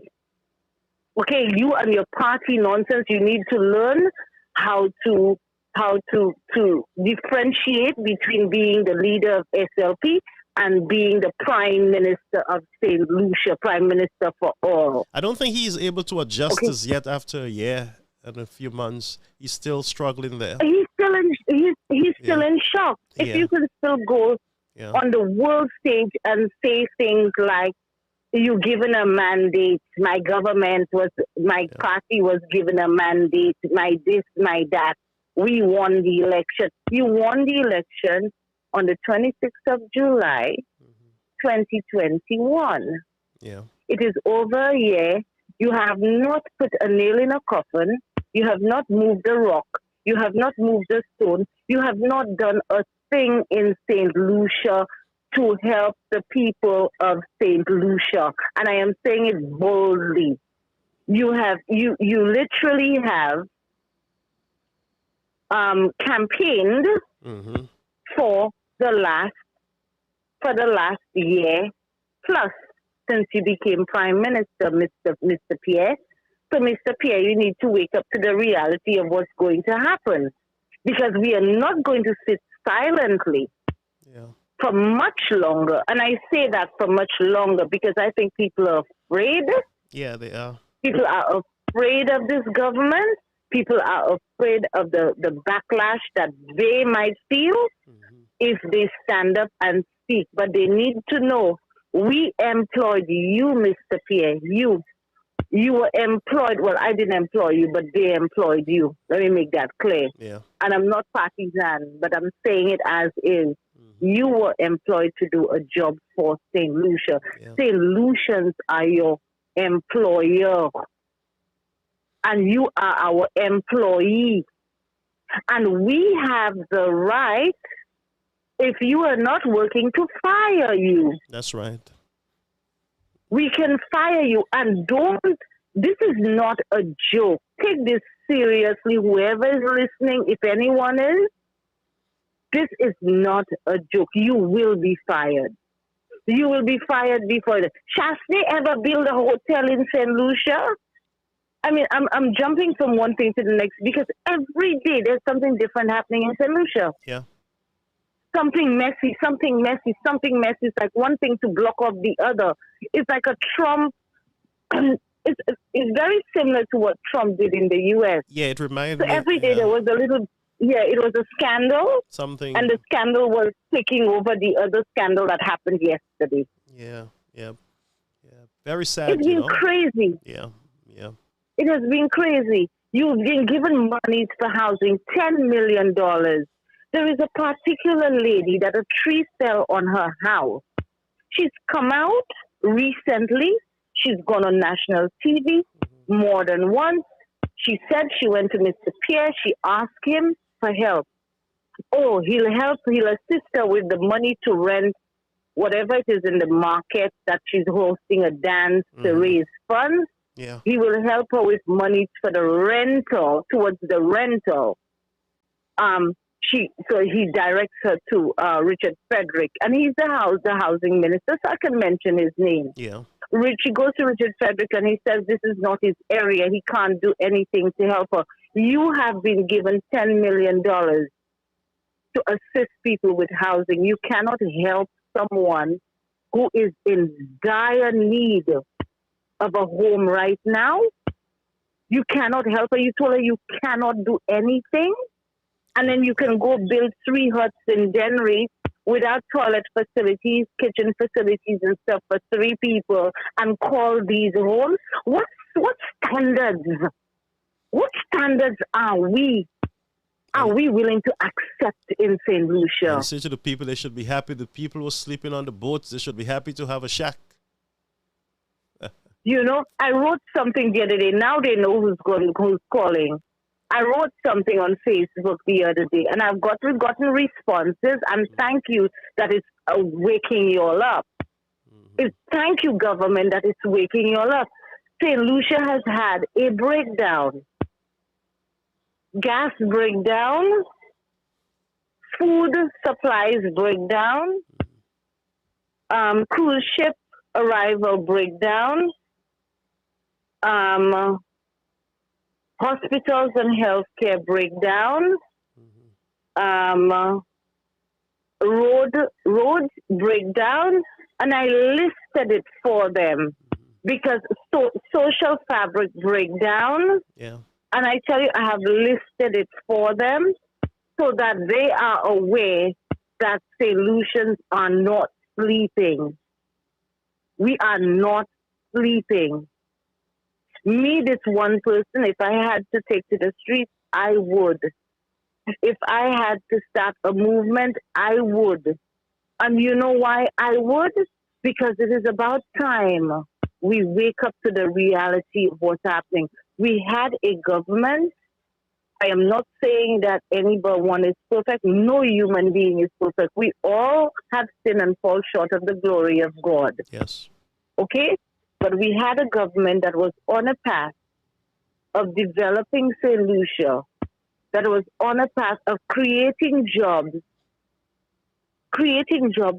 for St. Lucia. So people, you don't give a man a bread, you teach him how to bake. So he can bake and even sell bread to make money for his family. That's right. But no, we let all the noise, we let all of that just take us in. And the next thing is security in St. Lucia. When we were at number, was it 23 or 32 in Chasney's reign with deaths on the island? Philip J. Pierre, you were up in arms. We are probably number 50 right now. We are in the month of September. You're not up in arms? You're not up in arms. You need to wake up, sir. Wake up and smell the coffee. This is not normal. And then you bring this RSS into St. Lucia for the period of carnival. You think we're sleeping? We observant for the period of carnival only. Yeah. So they come into St. Lucia before carnival. They stay for carnival. So you would have a nice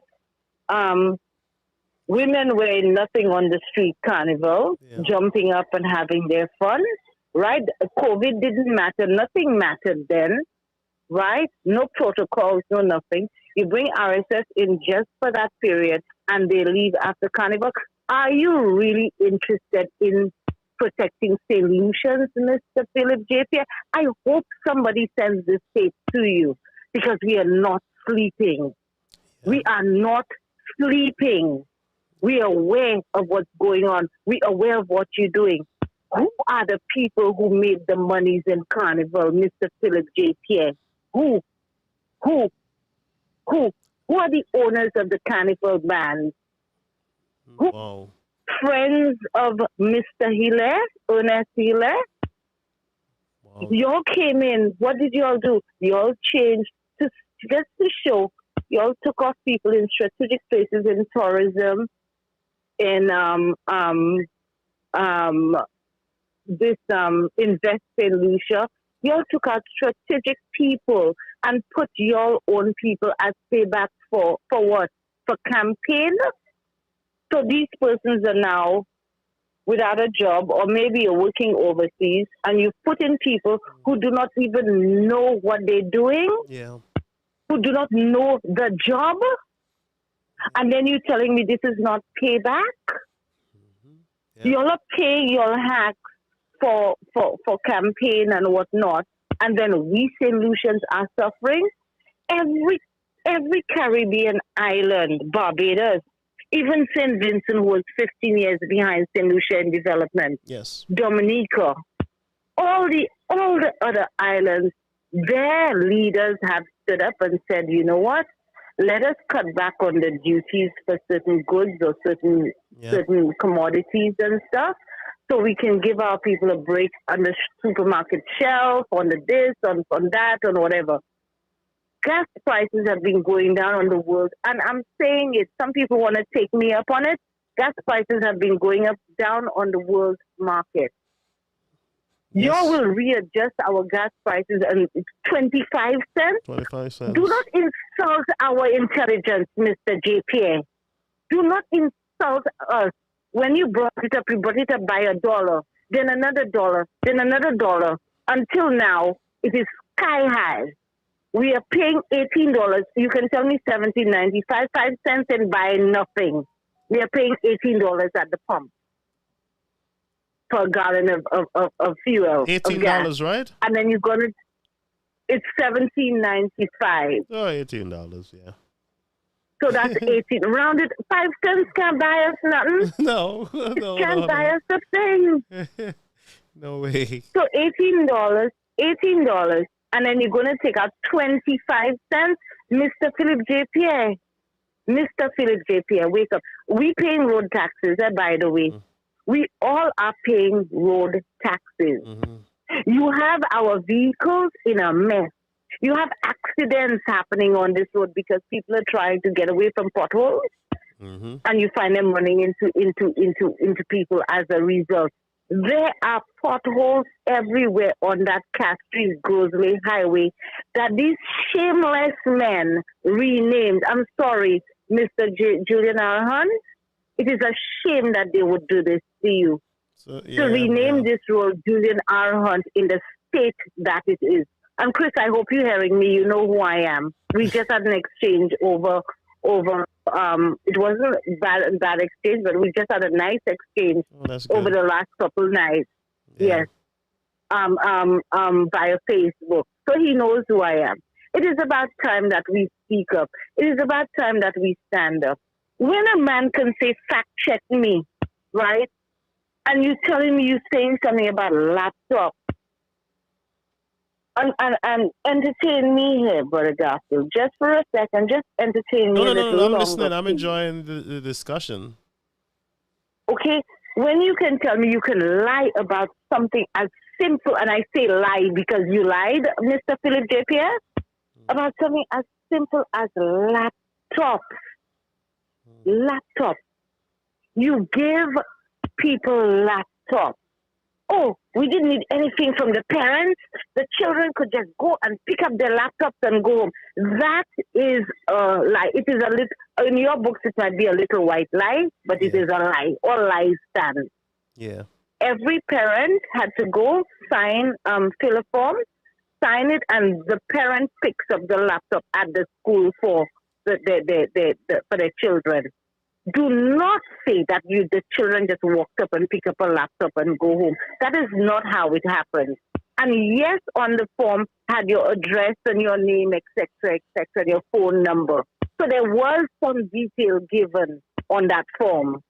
So don't say we didn't need anything from the parents. We didn't want to know who you were, whatever. The children just pick it up and they went home. That's a blatant lie. Now, you're going to give our children empty laptops to go to surf the web or whatever, right? Those laptops, there's internet access to them? They give on the laptop? Yeah, they give the parents internet service? No, internet is from home. There's no internet on the laptop. Well, so no. When I say internet on the laptop, I'm sure they would have had to provide internet to the families of those who don't have or some device, so they can get access. Well, Guy Joseph was working on a package, and I say Guy Joseph because I have to say I'm speaking truth on a package of Lime. Where all households that do not have internet, that the children will get something called a MiFi. Right. I think it's called MiFi. MiFi. Okay. I looked into it. I looked into it just for looking into it, so I'm aware because it's good to educate yourself even if you've got internet at home. Yes. The MiFi costs, I think, about $20 a month or $25 a month or something of that sort. Yep. So the parents still had to pay, but it was a very small fee. He was working on it. I think they were supposed to continue. I do not know if they have sorted that out, but trust me, the laptop that is given does not have any MiFi on it. Okay? Because apparently the MiFi is a little device. So no MiFi was given with the laptop. With the laptop, okay. Oh, wow. No, it was just a laptop. Just which an is empty laptop. like buying a new, just like you walk into a store and buy a laptop in a box. The box is given to you. That's it. That is it. Now, if you want to tell me that ebooks, right? The ebooks, you all said, okay, they were not working. Please note, Mr. Philip J. Pierre, that the ebooks were just introduced by the last administration. So obviously there would be some glitches and stuff that had to be cleaned up. Why couldn't you have continued with those same ebooks, right? Get it cleaned up, whatever the problem was with the ebook, get it cleaned up and say, okay, you know what, parents? I'm going to save you $1,200 in books, $1,200 per child in books. That's high school, by the way. So let me make that clear. $1,200 in books. I'm going to save that to you. Save that for you. We are going to give you the ebooks. To download the books, those books will cost you $300 or just over $300 EC dollars. Right. We have now mastered it, so we actually saving you X amount of money. 1,200 minus 3 is what? $900. We're saving you literally $900 in books every year. You could have done that. Yeah, that would have been a big You could have savings, worked on that. Yeah. That would have been a huge savings for every parent who has a child going into school. That's a win-win situation. And then you're there. telling me because of Chasney and I'm saying it's your hatred or whatever it is that you'll have for this man, you would make parents suffer the consequences and not work on this to make it better or make it best and hand it to parents and say, now, all you have to do, parents, is go online, pay your $300, and you can download the book. Wow. And your children have all their textbooks to go to school. Well, they said the e-books was too expensive. What was too expensive? They said the program was too expensive, so I'm not sure how we are invested in our children, and books are too expensive for them, and we're buying everything else and traveling and stuff. I don't understand. If Chasney had started the process, why couldn't it have been continued? What was too expensive, Mr. Philip J. Pierre? And I want answers, I am asking these questions for a reason. I want responses from you guys. I want you all to come and address the nation. When the Prime Minister was in opposition, he had the most press conferences, the most speeches, the most this, the most that. A matter on of fact, he was in competition. television. He was in competition with the sitting Prime Minister. With Chastity. Yes. That's correct. Yes. He yes. was. Yes. And that he was. And now that you're Prime Minister, you cannot jumpstart anything. I tell you, St. Lucia has had a breakdown, and St. Lucia needs an overhaul. And our Prime Minister is a breakanic, B-R-E-A-K, /A-N-I-C. He's a breakanic, not a mechanic, so he cannot give St. Lucia an overhaul. Well, the man Everything said there's nothing has he can do. broken down under you. Everything the man is asking you, what do you want me to do? What do you want me to do? The roads, what do you want me to do? The hospital, what do you want? Everything is what you want me to do. So I'm saying, before you go on call, I am saying to the people of St. Lucia, let's guarantee Mr. Pear that we will help him figure out what to do when the elections is called. Let's assist him. All right? Don't let him suffer. Go ahead. Call her. Let me tell you, Chastity, and I am not bigging up Mr. Shast, but I am saying it that the ex-Prime Minister, let me refer to them as the position. Yeah. The ex-Prime Minister gave you, I think it was a 6-point plan, Mr. Philip J. Pierre. You know what you said? It belongs to the garbage dump. Yeah. That's where it belongs. You came on national television. I've been following you, Mr. Pierre. I've been following you all for years. I don't speak very often. Yeah, me too. I mean, yes, I may write certain things on Facebook, but now I'm getting a little bit frustrated. Yeah, that's me. And I think it's time for me, though I've been cautioned not to come out and say anything because they will demonize me. That's what I'm being told. Oh, you were told that? I have to speak out now. Oh, yes.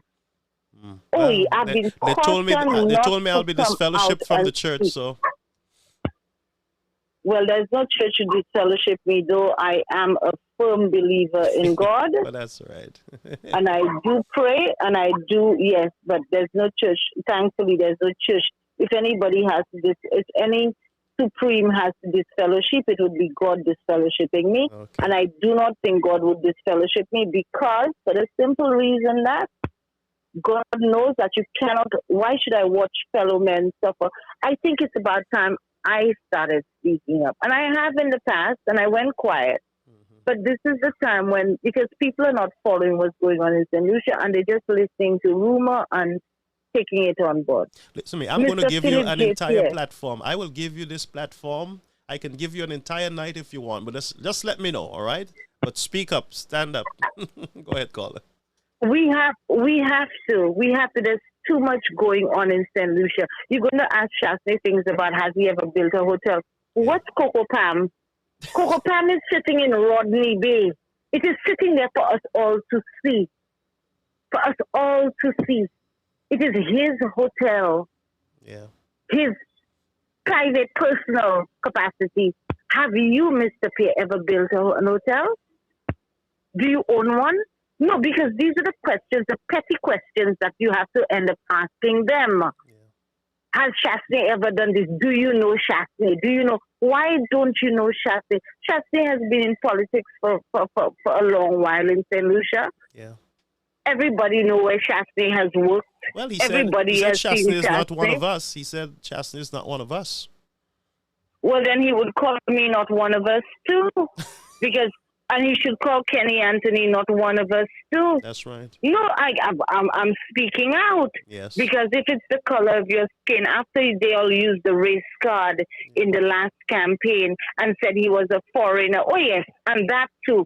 He had to choke on that question. And I don't know if that individual asked that question at the town hall meeting. Purposely and looked very serious. I know the gentleman. I don't know if he asked it on purpose because in the last campaign, right? Mm-hmm. In the last campaign, what was it? The race card. He's a white man. Yeah. I remember getting upset. I remember getting upset so often because of the racism I was seeing in St. Lucia. I couldn't believe it. Precisely. He's a massa. Yeah. He's a this. He's a that. Really, guys? Really? The man who goes and sits in Mikud with his people all over the place, sitting down and checking on people, all Schwazel everywhere. And y'all want to look at this person calling him a massa? The man who gave us a break with that, y'all want to look at him and call him a massa? Every penny counts, guys. Y'all can put it in your little cash box. Yes. So the 5 cents from the gas don't count as far as I'm concerned. 25 cents. I'm being very two-faced there now. 5 cents from $18 on gas, that doesn't count. No. He's a massa, he's a this, he's a that, he's a white man, he's a foreigner. That is why I think this guy asked the question, and I hope that was asked on purpose. And that is why Mr. Pierre choked on that question and could not answer it, because he knew what they used in the last campaign. That's right. As a tool also to try and win an election. They demonized Mr. Chasney. They demonized Mr. Chasney. They used the media to demonize this man, you know. And he's going to, if Mr. Chasney switched and decided to go into the Labour Party camp, he'll be the best black man in the Caribbean, you know. Go ahead, Colin. Well, after all, and I don't even want to go back there, but look, there's a sitting MP called Richard Frederick, that the same SLP, right? The same SLP were the ones who assisted with him losing his diplomatic and personal visas. Wow. It's there, the proof is there, right? Mm-hmm. And then today, the same drug dealer, Kenny Anthony said it. I'm speaking from platform rhetoric, what was used on platform. Kenny Anthony said, I will not sit in a parliament with no drug dealer, money launderer, blah-de-da, blah-de-da. Richard came back and called him a pathological liar. But Kenny was the one who reported, was not Kenny the one who reported him to the U.S. officials? I don't know if it was Kenny. It could have been the whole SLP's SLP, you know. You don't see how close knitted these people are? Mm-hmm. These people are like a cult. Yeah. When one says something, everybody says the same. That's what I saw. It's like Jim Jones and his following. Yeah, that's right. I saw it at the town hall. People started repeating, you heard what the Prime Minister said? So I said, well, where's the proof of what he said? Oh, we don't need to see the proof. The Prime Minister, you don't believe him? And that's the kind of discussions that we're having over there. Brother Garfield, we had at least, and I'm using just over 2,000 people, maybe 3,000 guys, ladies working in the road work. Mm-hmm.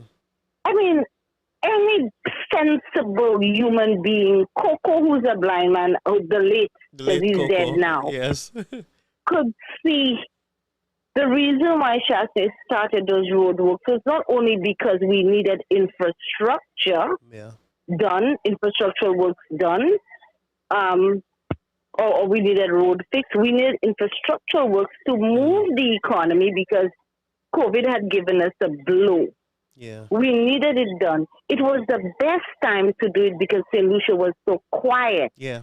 That the roadworks would happen without all these vehicles driving back and that forth. was smart. That was brilliant. This was a smart move. That's right. Other leaders in other Caribbean islands praised Chasney for that move. Yeah. SLP said we don't eat roads. And y'all came in and stopped the roadworks, the housing project, the brilliant housing project, because it was going to be funded. Now, that's another thing I'm going to use, and I'm going to use your platform to say it tonight. No, go. It's free, and I have 100 lawyers on my side. Go ahead. You're good. The brilliant housing projects that were going on. Yes, Mr. Frederick, you came and said, the government will just get 20% or whatever, 25 or 30%. I'm not even sure what the percentage is right now. I have it written, but I don't have it in You're front well of me. informed, caller. And 70, I am very well informed. And 70% to the developer Mr. Frederick, the 70-30%, right, to the developer. The developer was the one putting in all the money to develop the land. That means road infrastructure. Can I interrupt you a minute? Can I interrupt? Could you hold that thought? Yes. There is Yes. there's a lie that I want to correct online quickly, just for 2 minutes. Is that okay? Yes. Hold your Yes, thought. sure, I don't want to disturb you because my listeners are loving you. They are loving you. They want to know who is this, you know. But Mr. Maxwell, I'm not going to say who I am. No, I'm not going to say who I am. But I will you can talk to continue. me privately. I won't say anything. But Anson Maxwell, let me correct you. You said that I should inform my viewers that St. Lucia is the only Caribbean country that is exporting banana. That's a lie. That's a lie. And if, Mr. Anson, you go to one of the Jamaican government websites, you would realize that Jamaica is exporting bananas to the United Kingdom. So that is a lie that you should not repeat, and you need to correct yourself on it. And this is what we're speaking about, just repeating what you hear from an individual. And that's where deception is real, brother.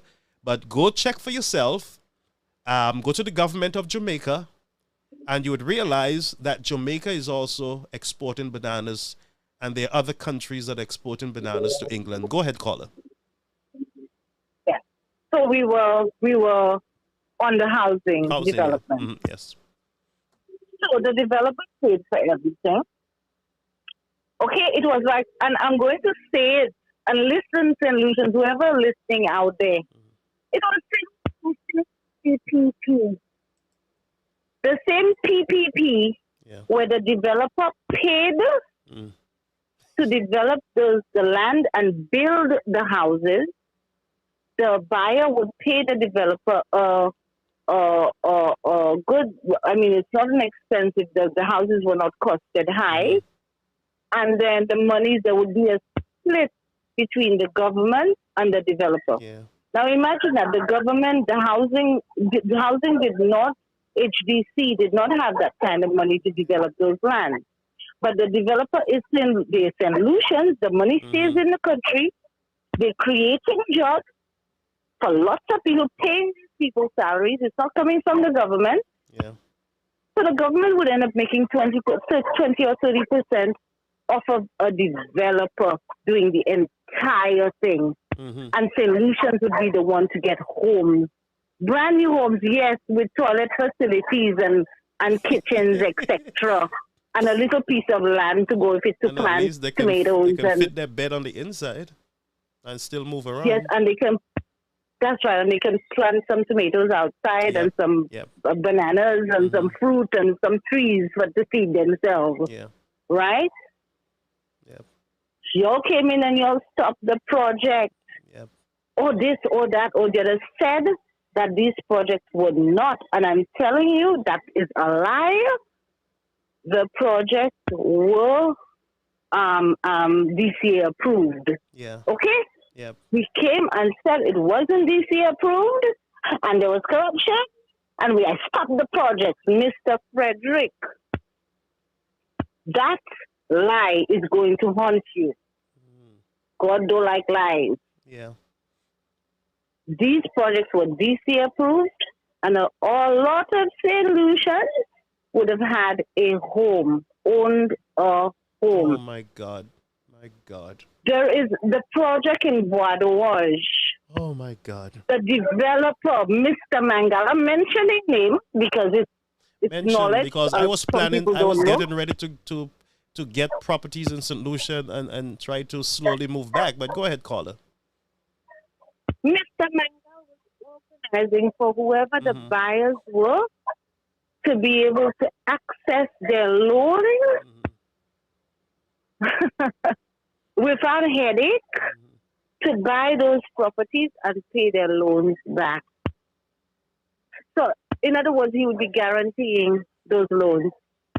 After he's developing the land, building it, making sure the funds are accessible to the individuals who want to buy it, right? Yeah. That's like a piece of cake.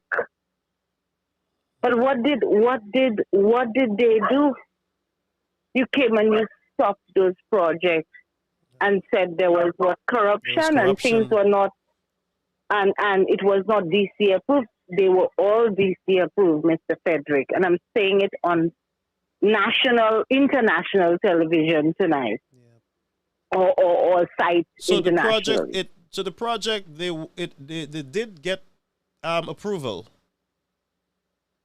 Yes, the project had approval. So where did we get the idea that there was no approval?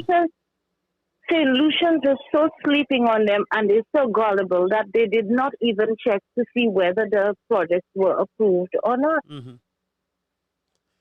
Oh boy, but I have no reason to lie. Yeah. I have no reason. I'm not getting paid by any one government. Mm-hmm. I'm not a spokesperson for any one government. According to, well, I don't even want to sound like King or Richard. I am a St. Lucian who will speak out now because enough is enough. If we don't speak out, St. Lucia is sinking. If we haven't sunk already. If what you're saying, Call, is the truth, then I believe we have a major problem. It is the truth. You can verify. Yeah. You can verify if you want. It is the truth. Yep. So you'll come, you'll stop those stick on it. But go ahead, Call. I'm enjoying this. I'm all air. Let's go to the 70-30 split, okay? You'll stop this from happening, right? But you'll want to take our airport and give it to whomever to build that airport, an airport that's already funded. It is already funded, okay? We have the Taiwanese people working, supervising the work on the airport because it's their money. All right, they're hiring local contractors. The money is staying in St. Lucia. It is boosting our economy. Yeah. You're not going to stop that project and say what the Taiwanese were given Chastney and Guy back pay in secret. Wow. Stevenson King, your ministry was responsible for going into this deal with the Taiwanese. Your ministry. If it was so bad, why did your ministry? Yes, and there's something solutions called a cash flow analysis if you don't know. We are not the ones who are going to pay for this loan. This loan was going to be paid by the tax that is being collected from all the people coming from UK, Europe, Africa, Canada, US, wherever they're coming from, coming into the country, leaving.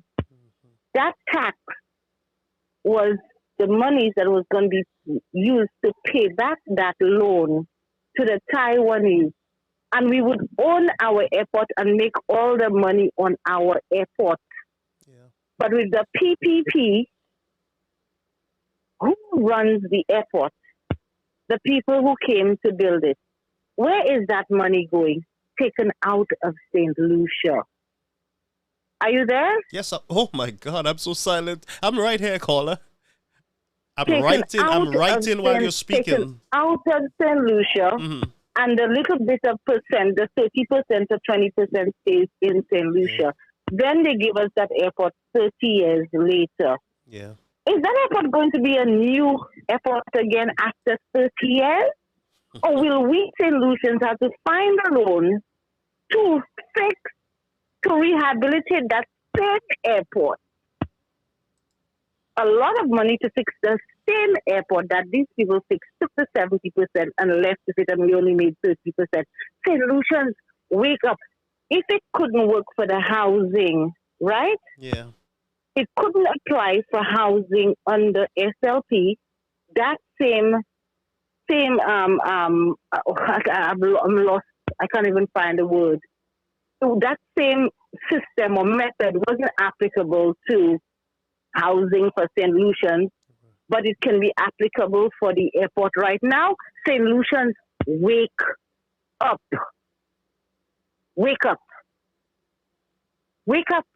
Our St. Lucian people couldn't do it, but a foreigner can come in and do it. And you tell me about FFF, Who's giving our airport to a foreigner? Alan Chasney and the UWP government? But he claimed on Mr. Pear claimed, on Saturday night that the Barbados airport that the Prime Minister Motley is about to build there, it is also the same arrangement, PPP, and other airports in the Caribbean.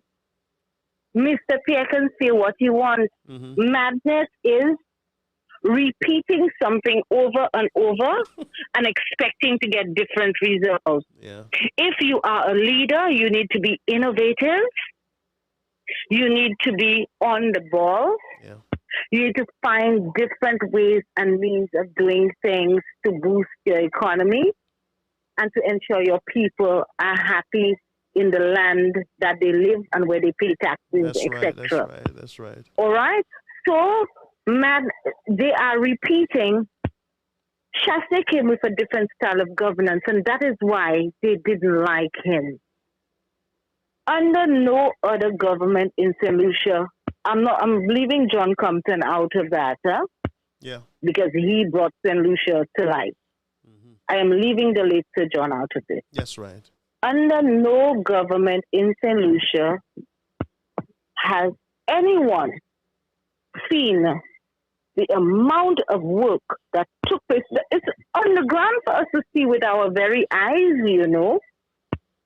The amount of work that happened in St. Lucia, in the same St. Lucia, and I say in 3 years, because there were 2 years we were battered with COVID. Right, that was the war against COVID. Yeah. Okay, we had a war. Yeah. That's correct. So imagine not having a war against COVID. In 2019, there was a system put in place where St. Lucia had events throughout the year. Let me tell you, the arrivals went through the roof. All hotels, all Airbnbs, everywhere filled. So in the beginning of 2020, let me just rephrase that. The beginning of 2020, hotels were sold out, Airbnbs were sold out, everywhere was sold out from January right through to September. Now, people, take me up on it. I have the proof. Okay?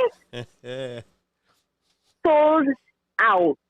We couldn't find any way to fit anyone in St. Lucia for Carnival in July. Okay? So much so that, and I'll say it, the Pastoral Center has rooms,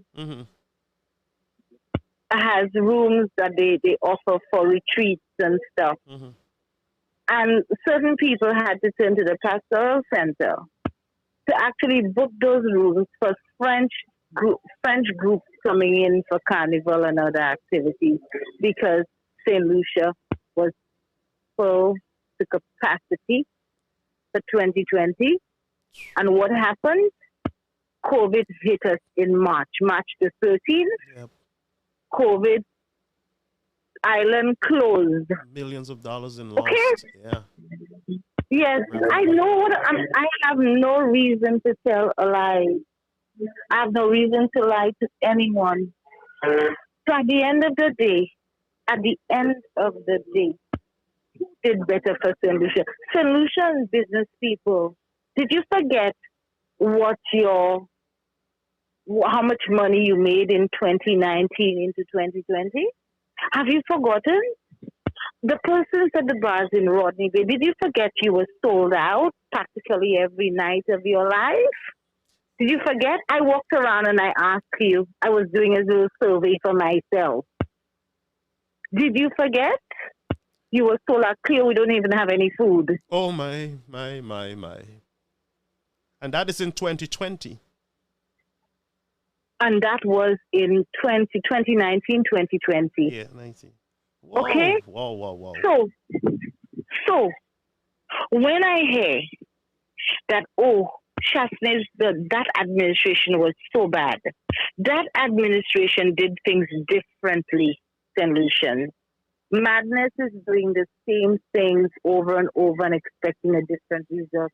We had governments doing the same things over and over. And we had one innovative government so far that I have seen. All right? And you all voted these people out, voted them out on the premise of lies and deceit. Yeah. I mean, wake up, St. Lucia. Wake up. Yeah. Wake up. This is madness. Utter and complete madness. I was trying, oh, yes. Where is our $1,500, Mr. Pierre? That you so promised $500 is not enough? $500 is not enough. We will give you $1,500. Really, Mr. Pierre? If we were the ones, or whatever you said, we'll give you $1,500. You all were on platform promising people $1,500 as well. That's so right. don't come and say you don't know where that came from. I heard you all say it with my own two little ears. Yep. Okay? I heard it Where's the $1,500? Well, that mandate that you guys have, let me remind you, that is why you've gone back in campaign mode a year. In fact, you'll have never stopped campaigning. Never have you all stopped campaigning since you all won that election, because you have not had time to work for St. Lucia. You've been campaigning. Now, that mandate that you'll have, 49% of St. Lucians did not vote. Now, let me tell you, the 49% of St. Lucians who did not vote, I hope you're listening to me. Listen to me, I'm listening, I'm writing. And not just you. You have the audience so attentive that they're writing exactly everything you're saying on the screen. Go ahead. The 49% that did not vote, you UWPs that did not go out and vote, you put us in that. 49%, right, of UWP? For the 49% who didn't vote, the majority of them supported UWP. Oh my! But I don't know what spell they were under. So wait, so the United Workers' Party supporters are the one who have the country in pothole city now. 49% of our voting population did not vote. Most of them supported the UWP. They did not vote. Why? Because maybe they had a spell on them and they couldn't leave the house, according to some, or they also listened to the lies and propaganda that was said, right? By Can I Help You? by for 7 years, by Christopher, by Trisha, by Trisha, by Jai Niadi, by, oh my God, the list goes on. Okay? And even the so-called reporters that we have in St. Lucia that are now sitting in cozy jobs. Though some of them have, and I'm sorry, people are reformed and stuff, but some of them do have criminal records. Okay? Where was I? 49% did not vote. 49%, yes. The 51% who voted, let's show you the mandate that they have.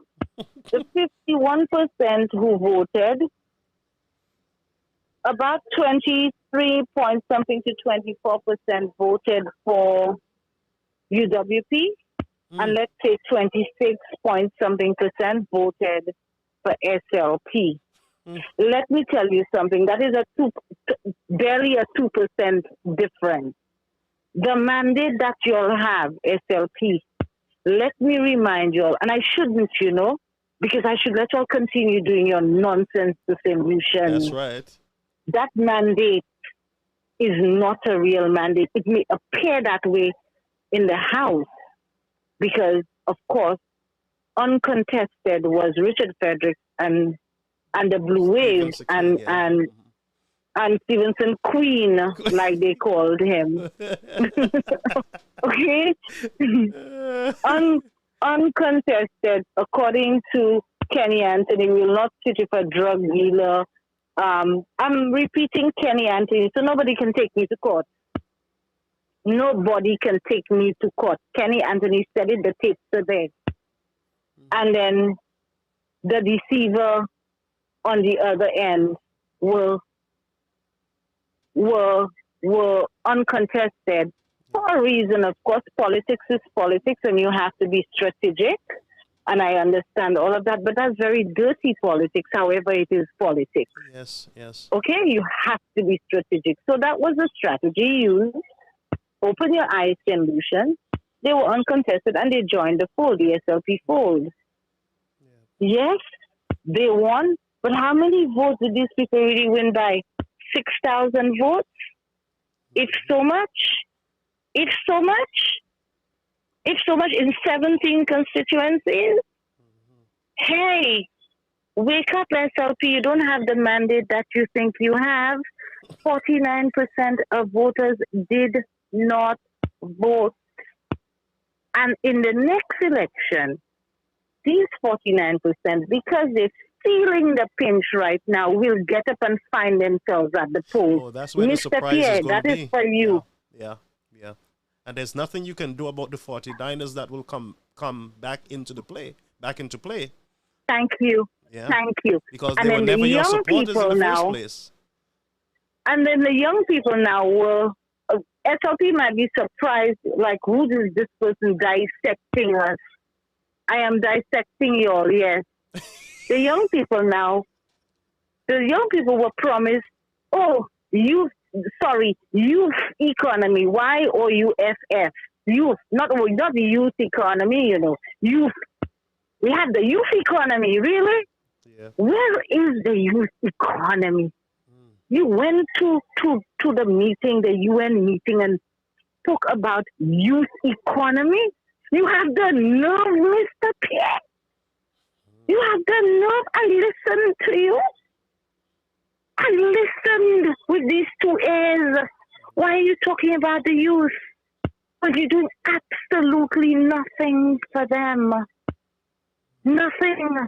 Not one of them have gotten a position under you. Those who have been placed in certain positions are friends and family, and they supported your campaign. So strategically, they've been placed certain places. The committee government, everything is a committee. You're a hiring committee made up of just your supporters, to put them out there to look into things, to give you the report that you want. Wow. We don't need that. This is a democratic country, and you will not bring it to a communist or socialist. We are not going down that road.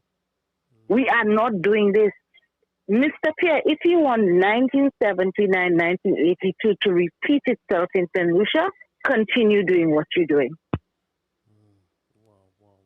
There's a lot more I can talk about. Caller, you have but I have taken... Listen to me, you have the platform, because if you get off the live now, the callers, my followers, are going to be very angry because they're all excited. And once you have the time, let's go. Once you have the time, we're going to be here. Once you have the time. Guy Volley. Okay, let's go to Guy. Guy is such a thief. Guy steal money. Guy this, guy that, guy the other. You think Guy is insane? Chasney's administration, when they first got in 2016, passed a law that any member of cabinet, parliament, found doing any underhandedness, any corruption will be taken to task and given the full brunt of the law. Am I lying, St. Lucians? If I'm lying, go check it out. Why would Guy come in and try to steal money from the government, knowing that they have just passed that law? Are you sleeping on y'all? Why would Shasti himself, who passed this law, come and do this? They did it for a reason. That it will keep themselves at bay if they had any intentions to do anything. That law was passed under legislation was passed for this when the last administration came in. Guy voles so much. Guy can't land in the U.S. The moment he lands in the U.S., they are arresting him. Where's Guy Joseph, St. Lucian? In the U.S. I'm not even going to answer it. Where's Guy Joseph? Huh? Has he been arrested? If the SLP had any dirt on Guy Joseph, the legislation is there. By now, he could have been arrested. It is because they have no dirt and they're looking for dirt. They are looking. They fooled you all into believing that there was corruption. Now they have no choice but to take taxpayers' money and go and pay their friend to come and be special somebody, special. What do they call him? I think the special what? Somebody who's coming in to investigate. Special prosecutor. Special prosecutor. Thank you. Yeah. So y'all are going to pay your friends money to come create another position for another friend to come in, special prosecutor to investigate. Y'all didn't pay $3 million. And then we have the DPP. Yes. So what are you doing to our constitution? What are you doing to our laws? You're undermining the laws in St. Lucia. You also have the police. I mean, if you think that if you have evidence that Guy stole something, I mean, arrest him. Speak to the head police guy, the commissioner, and let him know, look, Guy need to be arrested and charged. Arrest him. Then take him to court. Right. But the games we're playing with the St. Lucian people is not good. It's stupid. Yeah. $3 million paid to investigate Guy some time ago. Where is the report? Guy has asked that y'all put out the report. Are y'all not putting out the report because it's implicating more of y'all than it's implicating him? Why are y'all not putting out the report? He's begged for y'all to put out the report. Well, the SLP, I was on a show yesterday with the SLP and they said, when I said to them, ask your government to put out the report on St. Jude, they said, no, we don't need no report. We don't need no report. So they because you were, you were speaking to someone in the, don't think, I look, I see, you were having a conversation with someone who's very biased towards, and I'm going to put it as it is, towards Chastney. Yeah. And he's in love with Philip J. Pierre. And he says it. He doesn't hide it. He's in love. So how could he be? And he doesn't live in St. Lucia. No. He lives in New York. Yeah. He lives in the U.S. Yeah. He doesn't really care about St. Lucian. And he wants his numbers to go. He tells me he likes Roro. So he only wants to come out there and speak Roro and not speak anything of substance. And yes, Mr. Big man, KKRR, I think you speak nonsense. Oops. Because you have to do your homework and come back and feed people the truth. Do not twist anything. Tell people the truth. You see, I'm talking here. I'm speaking lies. I do not have the time for this. I made this call. I said to myself, let me call this show tonight. And let me offload before I choke on everything. Let me offload this because I cannot deal with the garbage going on in St. Lucia anymore. Yeah. You're going to bring a special prosecutor. Yeah. Make sure the special prosecutor looks into Grindberg. Make sure the special prosecutor looks into the minister's account where monies went missing. No, they're not going back so far. Make sure the special prosecutor looks at the Freedom Bay in St. Lucia where persons in the UK, invested monies for properties that they never got and someone filed for bankruptcy. Mm-hmm. And I'm saying it, I'm not fearful of anybody. Make sure the special prosecutor looks into the loss of certain people's visas. Mm-hmm. Make sure the special prosecutor looks into. There was another one, there's a number of them. There are so many of them. I'm losing track. Make sure your special prosecutor looks into all of these things, as well as looking into the past administration. I have no problems with that. Who has to pay? Let them pay. You did wrong, you need to pay for it. You stole from St. Lucia, you have no reason to steal from St. Lucia, you need to pay for it. Yes, whether So, you're across the board, UWP, special SLP, prosecutors. Blue, if you did something wrong, you should be held accountable for it. Exactly. Yeah. Next thing is, SLP is so strategic that whilst they're keeping noise and they in New York saying a whole sort of crap, a lot of crap, feeding people crap, right? Behind the scenes, they are moving St. Lucia into the Caribbean Court of Justice very silently, without any kind of consensus from the populace. Yes, from the populace. No consensus from us. They have not engaged So the y'all are public. just acting.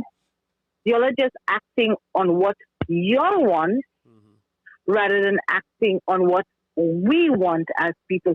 We, SLP, let me remind y'all are in governance for St. Lucians. We employed y'all to do a job. If y'all are going to go and be dictators, we did not employ dictators. We employed a democratic government. Let's do it with democracy and let us stop this nonsense that is happening in this country. We did not ask y'all to join the Caribbean Court of Justice. You don't even know how people feel on the ground in reality about the Caribbean Court of Justice. Our justice system in St. Lucia is failing us. In St. Lucia, no Caribbean Court of Justice, and I'm saying it, all the lawyers, you know me. You know me. Don't get in trouble, and I know you. No. I am speaking from an opinionated side and things that I've spoken to other people about that has helped me to form the opinion and my opinion. Right. All of you are a fraternity. Y'all are brothers and sisters under the same hood. That's it. Whether it be the judges, the lawyers, the this, the that, y'all are under the same hoodie. Y'all are wearing the same hat. Yeah. How could we expect unbiasedness from any of you? We can't. That's why we have the Privy Council.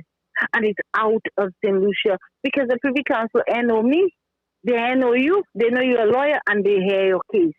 And because they are unbiased. Unbiased, yeah. We do not want bias. We do not want bias. We want unbiased. So this is something I think that has to be looked at. And St. Lucians pay attention. They're very close.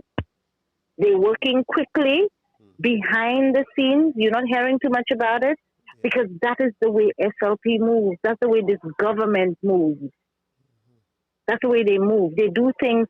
They keep you busy talking crap, and behind the scenes they're doing other things that will change your life and your children's lives in the future. So pay attention and get your facts. Stop listening to Roro. St. Lucian, stop listening to Roro. Get the facts. Mr. Pearce said at the town hall meeting that he did more for St. Lucia than Alan Shastner did in 5 years. He did more in 1 year, so he would know what he's talking about, and and it depends on what he's talking about. What did you do? Listen, why fix legislation that is not broken when there are so many other things that are broken in St. Lucia that you need to fix? Yeah. Shouldn't you attend to the broken things? The broken things, yeah. Why are you fixing legislation that are not broken? Yeah. They're not broken, Mr. Pierre.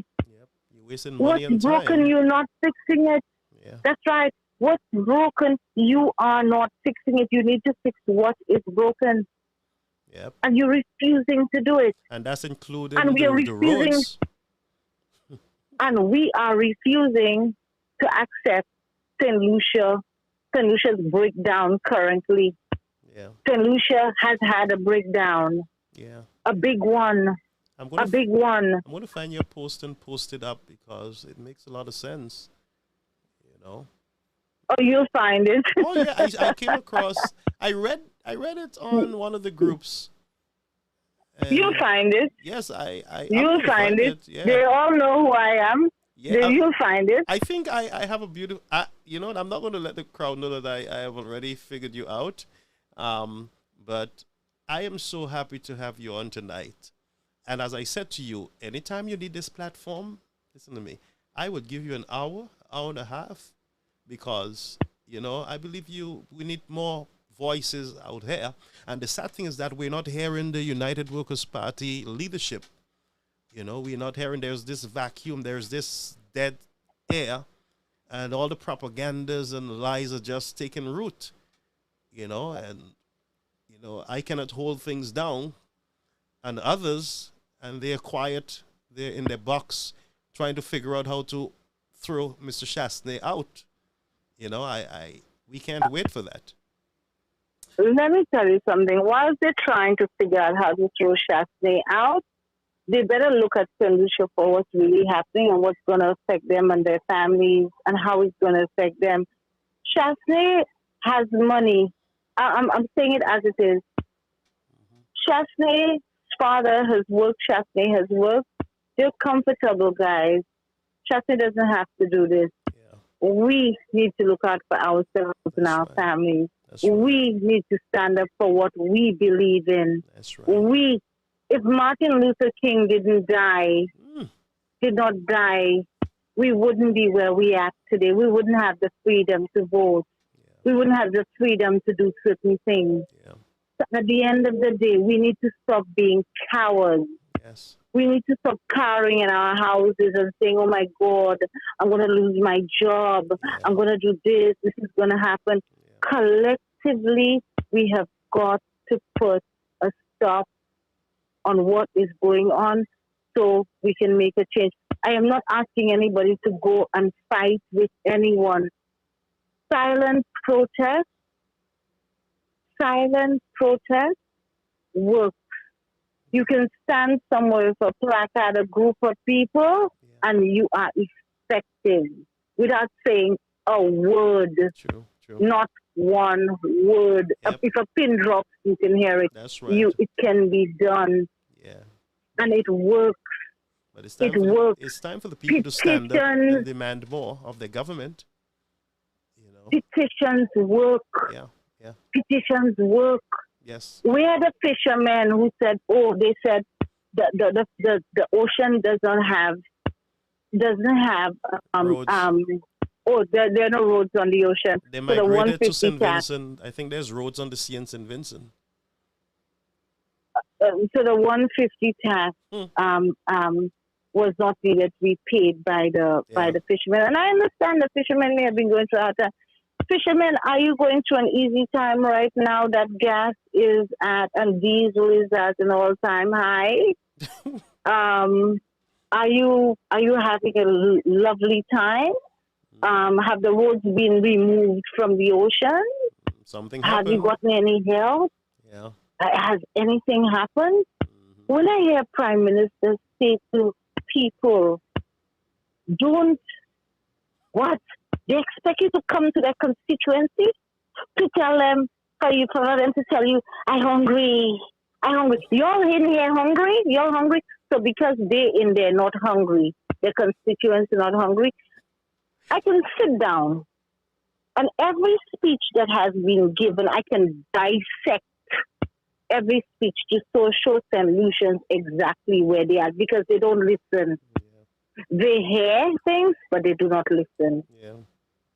People, when you all hear people speak, listen. Yeah. St. Lucia's, I'm cautioning you, listen, we all are going to pay for this. Yeah. We are all going to pay for this. If this continues, we are not going to have a St. Lucia to rescue.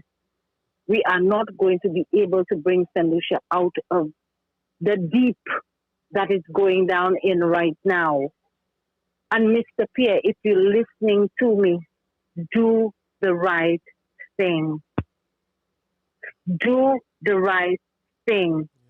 Take care of St. Lucians. Continue the work. Government is about a continuation of work that has been started. Continue the work.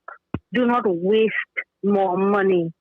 Do not keep wasting money, stopping a project. Why can't you just continue the project? If you want to hire whoever to do your investigations whilst it's happening and people are working and they can feed their families and pay their bills, you're doing on the backhand investigation is happening if you want to investigate so much.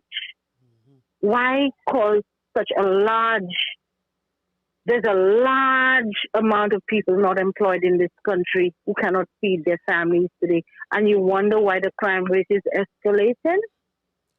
You wonder why? You wonder why people are shooting people? People are frustrated. The young people have had it. Yep. And I just want to, because I can't stay too much longer. Okay, I can stay the whole night and talk to the audience and let them see things and tell them the truth. Yeah. Tell them the truth.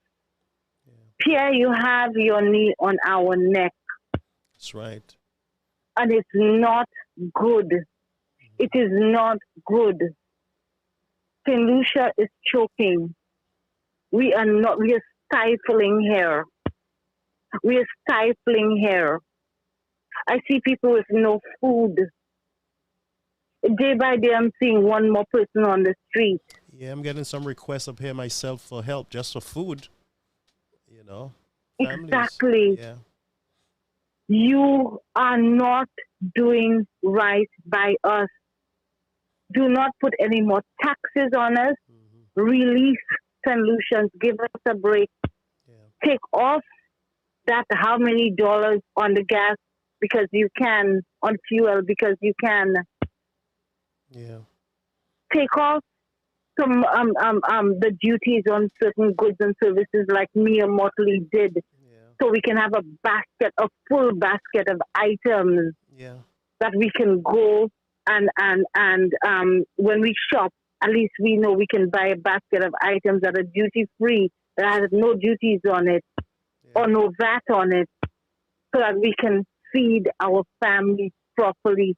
The cost of food has gone through, and I will not say the roof anymore, has gone through the universe. Yeah. That's how high it is. But he's joking about things this. Things are double the price plus. Yeah, he's up in New York joking about the food prices, you know, and this is and real he for is families. Joking. Yeah. It is real on the ground. Yeah. We have children to send to school. Yeah. We have stuff that we need to do. Take care of the people. Stop taking care of your friends, Pierre. And I'm saying it to you all. Stop doing it, government. Mm-hmm. Government, wake up. Yeah. Wake up. Stop strangling us. Take out the noose from around our neck. Yeah. We do not want it anymore. Yeah. And St. Lucians, we need to stand up. We need to start petitioning the government to do certain things. We need to get up and go stand outside Parliament. We ain't disturbing nobody. Nope. We're not disturbing the peace. Nope. We need to do it for our own sakes and for our children's sakes. Yeah. Don't let them fool you saying, oh, this person put St. Lucia in so much debt and this person. Chasney got monies to develop St. Lucia. And guess what? Just as development was starting, it's not easy to go out there and get monies from funding agencies, etc. A lot of negotiations must happen. It is not 2 days. It's not 2 days, guys. It takes a while to convince these people, listen, you are going to make your money back. I'm showing you how. We have a lockbox. The money is going in there to pay back the airport. No, but they came in and unlocked the lockbox, didn't they? Yes. Where's the money? It's gone. Where's the money? And then you want to blame Chasney for the money being gone after we just had COVID. It's just a shame. We still have COVID. Yeah, we still have COVID in St. Lucia. Yeah. People got boxes of food sent to them. Yeah. In those boxes had everything. Everything. The food that was being purchased, given to the less fortunate in St. Lucia through COVID, right? The food was being bought from the farmers locally. So There was monies going through the economy. People don't understand these things. The people that were working on the roads, the money was staying in St. Lucia. It wasn't going anywhere. How did Chasney grow the economy by 12.2%? Because he was repeating the same thing and trying to get different results, or because he tried something new and more innovative and was able to keep us afloat. We were admired by the rest of the world through COVID. So much so that I had somebody from, I can't even say what body in Switzerland, call me and say to me, are you aware that your government has done really good for COVID? The reports are in front of me. Yeah. Are you aware, Cleopatra? Can you please disseminate that information anyhow you can? Yeah. Had someone call me. And then today, we are left hanging by a thread. If everybody can help their country, their people as leaders, if they can take steps to help alleviate that sort of pain that we're going through with the cost of living. Mr. Pierre, I am asking you, why can't you do it? What is stopping you? Because you are taxing government? Because the innovation is not there?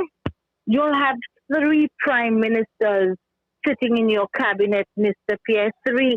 But they say too many cooks spoil the soup, eh? Yes, yeah, it do spoil it. Yeah.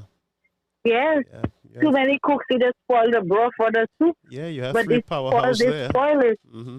You have 3 powerhouses sitting there. I mean, the country should have been with further. Leave campaign mode alone and do your work. That's what will keep you in office. You want to stay in office, start working. Start working, and that's what I've been saying. Work.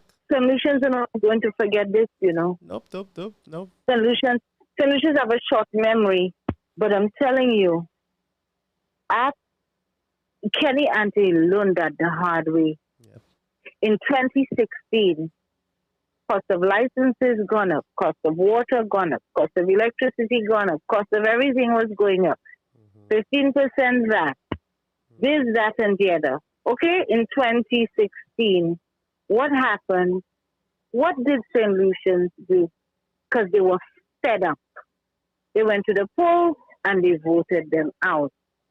What I would beg for to happen is that they have legislation that if ministers are not performing for their constituencies, that we have a right to go back to the polls and vote for who's going to work for us. Yep, and the pressure is on. Yeah. No. And I don't even know that the pressure is on yet. The pressure needs to be on. Because if you can be joking, standing in New York and laughing and making excuses for what you are not doing, right? You're not ready yet. Yeah. Somebody who wants to do better will say, you know what, I'm not going to make excuses. I'm going to stand up. I'm going to say to the people, this is how it is and this is what I can do. Yeah. And this is the truth of the matter. Or I am not innovative, guys. I cannot find another way to do it. So really, I'm going to resign. Yeah. If you cannot do the work, Chasney. My God, I'm tired of hearing Chasney. Chasney is not our prime minister. Yes, you won the elections already. Just move on. Get to work. Philip J. Pierre, you are the prime minister of St. Lucia. You get up and you do what you do. And then when we refer to you as the little black boy, that you referred to yourself as, your people want your followers, or we call them hacks, want to come and say, oh, you're disrespecting the Prime Minister, but he called himself the little black boy. We were not the ones who named him that. They're the ones who brought in race into the discussion, you know? Yeah, that's right. You brought race into it. If you cannot do the job and you throwing your hands up on national TV and saying, what you want me to do? I can't do nothing. I'm not a gaddy. You're not you're not ready to They want you all to come to the constituencies because they're hungry. They're hungry, yeah. You they are just hungry. Yeah, the bad joke, he said you all want us to just come sit down and watch you all. And you all hungry? And you're hungry?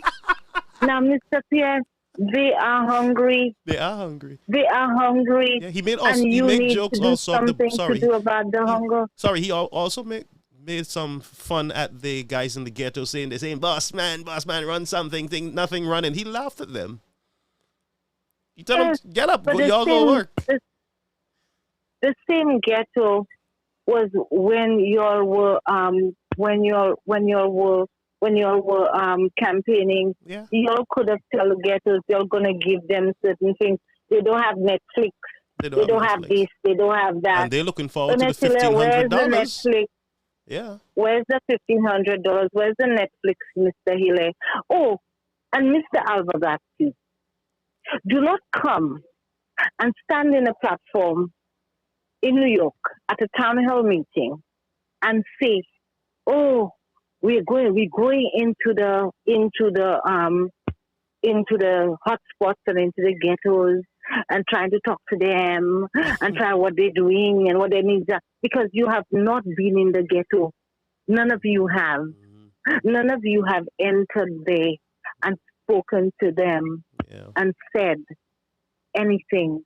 So, Mr. Baptiste, don't go and lie to the people. Do not lie. If you don't have a plan to fight crime, right?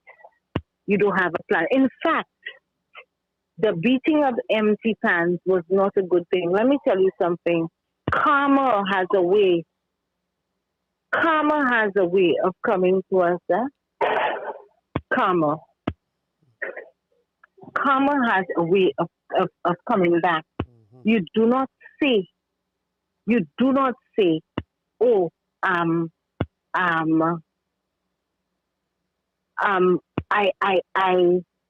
can't. I even lost my trend of thought. Karma has a way of coming back. Oh, you do not say, Mr. Kenny Anthony, we will find you. We'll find you in the streets. We'll find you at your homes. Yes, we'll find you here. We'll find you here. I think he said we will fight you. Yeah, we will. We'll fight you. Yeah, we'll fight you. We'll fight you. Yeah. Newport became a hotspot. I hope they pay attention to their mouths. Yeah. The tongue, the power of the tongue. The power of the tongue. Power of the tongue. The power of the tongue. The same cabot that you went and you did so much nonsense. Cabot on the beach, this, that, and the other. Cabot is your best friends now. You'll have changed your mind. Yeah, he spoke about it. He Cabot said was not good under Chastney, but it's good under y'all. He said they sat with them like gentlemen, and they came with, he reminded them that they're the government and they're business people, and so they had a nice discussion, and so everything is okay now with the project. Everything was not okay. Has anything changed, Mr. Pierre, from what Cabot had before to what's going on now? No, nada. So tell people, say it to St. Lucians. Nothing has changed. Absolutely nothing has changed from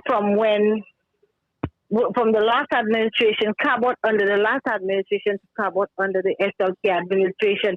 If anything had changed, wouldn't he have opened his mouth and say so? Yeah. He should have. But has he said it? No, because nothing has changed. Choiseul, the last administration had, and I want to touch Choiseul, the last administration had a plan in place to build houses and give to these people, move them into those houses in Fiat, the people from Fiat.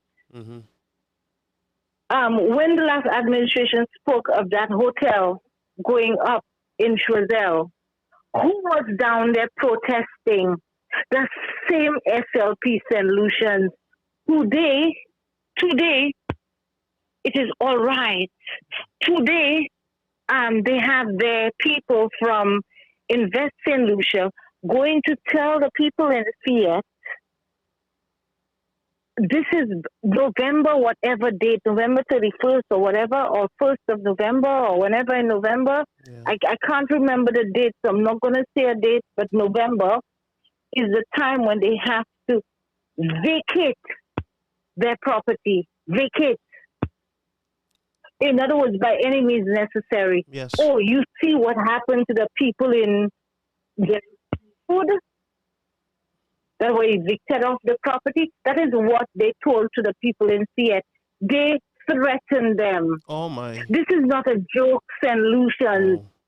And y'all know it, St. Lucians. Don't pretend that y'all don't know. Do not pretend. Because they have, the people from Fiat have come out and spoken about it. Now they want to build houses and sell it to these people. How can you sell houses to people who have occupied lands all their lives? Their mothers, their grandmothers, their grandfathers, their great-grandparents have been on that land. You need the land today for development. You're going to build houses in Lafargue, right? Yeah. And now you want to move them into these houses, but you want to sell it to them? What about the gardens that they have next to the house where they have their potatoes and stuff growing that they sell at the market and sell to the different hotels in Soufrière and stuff? What about those, the produce that they have in the ground right now that they live off? St. Lucians, are we okay to watch our brothers and sisters suffer like that? Are we going to say, oh, that's not my case, I ain't going to deal with that, that has nothing to do with me? It will happen. It could happen to you someday. Take note. Take note. Let's get up and do something about it. The same Gopitor, the same the development that is going on at the base of Gopitor. They were down there pushing police officers, and throwing their weight around for that same. Today, the beach is blocked. The way to the beach is blocked. Jimmy Haynes had to get up and stand up, and say no, it's not acceptable. And the trail is blocked to go to up to Gopitor. Not a word. There is no. Not a word from the same administration. St. Lucians. Yeah, they're in power now. They should be over there. Yeah. Yeah. Wake up. Yeah. When Sandals is going to extend down in Shock, right?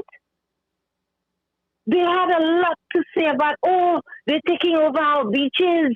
We're not going to have beach to bathe on. That's right. And the other. Today, Ernest and Pierre go and shake hands with Sandals, and oh, lots of development that's coming up under them. St. Lucians. And where is the national mistrust or distrust in St. Lucia? The $750,000 has paid you off to keep quiet. That's no, right. I am saying it. Janine, right. You are my friend. Janine Compton, you're my friend. Let me call upon you. You're my friend. Mm-hmm. We've known each other from the time we were kids. Yeah. Let me call you. Yeah. Let me call you Mr. Tulsi. Mr. Williams, you know who I am. Yeah. Let me call you all. I'm calling your names tonight. Yeah. Everything that's going on right now, you do not have anything to say? Yep. What happened to y'all? What happened? We had we have a government that had empty pans. Oh yes, they beat empty pans. Still, we have empty pans right now in our homes.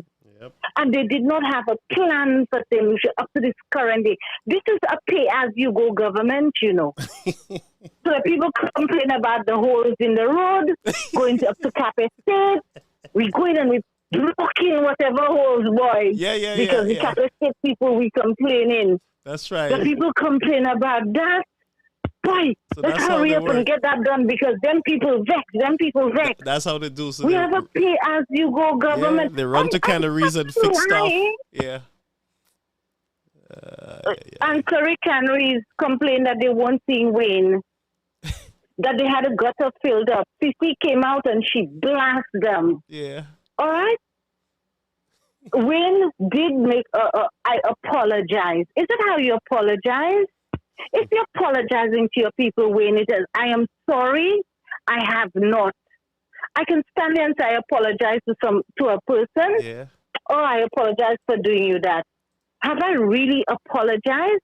The word apologize is used in to make an apology, or I am sorry. Don't come and use your fast ones on us. We know English. So if you're sorry, say I am sorry. Be genuine. But don't come and tell me you apologize. Anybody who tells me I apologize, I tell them forget it. You're not ready yet. Yep. Because if you apologize, I am sorry, guys. I should have made an effort to be at the community, be here, just see how you're doing, whatever, and touch base with you all. But I apologize. But you run now, you fix gutter, you clear gutter, you do a little 1-2 things. You probably gave people a little $100 there to block a hole, $5 to block a hole. Well, $5 to block a hole in St. Lucia anymore. Well, and then you want to tell me this is a pay-as-you-go government. Yep. Well, pay-as-you-go. Let's see how fast they can. That's not sustainable, I can tell you. You know. No. This is not going to work. No, it's not going to work. Village tourism was started under the last administration. Village tourism was started under the last administration. To hear them claim village tourism and say, "Oh, now it's community tourism," my friend. Just change the name. The copy can never be as good as the original. Yeah. Okay. Yeah. It just shows that you have no plans. No plans. The fencing thing and 3 years of building the old hospital. If that old hospital is 80% complete, why should it take 3 years to complete? Yep, that's the question. Why? That Solutions. Open your eyes. Go and see. Go look at Dale Elliott. Those of you with computers at your home, if you don't, your children have. Pull up and told stories, Dale Elliott, St. Jude's. I played it last week. You will get the tape. Yes, there are two tapes. Oh, 2 of them. You St. Lucians will get the tape, right? Two sessions, two. You know the word I'm looking for. Yeah, they're go and episode, get 2 episodes. Go get the episodes. Sit down and take a look at it to give you more clarity. And Dale Elliott didn't tell lies. Nope. He cannot publish lies. Nope. He published the facts. Go and have a sit down and go through it. Yeah. Then you'll have a clearer understanding of this St. Jude's fiasco. And saying Guy and Shastney stealing money from St. Jude's. Really? Really? Because they have a local contractor doing St. Jude's? Because somebody hates Fresh Start so much? Yeah. Somebody hates Fresh Start is funding certain things in St. Lucia. Fresh Start has created jobs in St. Lucia. And so do other local companies. But it's Fresh Start they hate. Fresh Start. Yes, because apparently they believe Guy has shares in Fresh Start, which he doesn't. And people are so stupid. Go and look at the shareholders. It's there for the public, you know. Yep. Public, do you know we can find out who the shareholders of any company is? Yep. Do you know we can find out who has started a company when, who they've made directors, etc.? It's in the public domain. Solutions, are you aware that that's public knowledge, Solutions? Yep. Because you're looking at everything. When you all see a minister, you're all shaking, "Oh, Mr. Minister, Zope." What are you all afraid of? Yeah, they couldn't go online. Mr. Minister was hired by you. You, his boss. Stand up to him. Yep. Yep. Anyway, everything is Brother there. Garfield, But- I have to end. Yes. But we had a nice run, and oh my God, the amount of information. It's I want to thank you so much, Colin. You're welcome anytime. You're welcome I anytime. have to my end. friend. My phone number showed up on your. Yeah. Yes. It did. So I'm going to save Right. it. I'm going to you save can it. Yes. you can save it. And then we'll you can talk. call me on WhatsApp because I made and then I can get a WhatsApp number to call you on as well. Okay, no problem. So thank you so much. right. And on behalf of the audience, they're excited, except for Mr. Anson. Everybody else is happy. And so we want to thank you so much for the information. We have a more informed group of listeners tonight. And going forward, we continue to give them the information so that they can make the decision. They got to stand up and they got to let their voices Not be a heard. problem. Yes, thank you so much, my friend. I'm privileged to be able to do that. Mm-hmm. I am a St. Lucian, and I would like the St. Lucians to know exactly what's happening on the ground in St. Lucia. Thank you so much, Colin.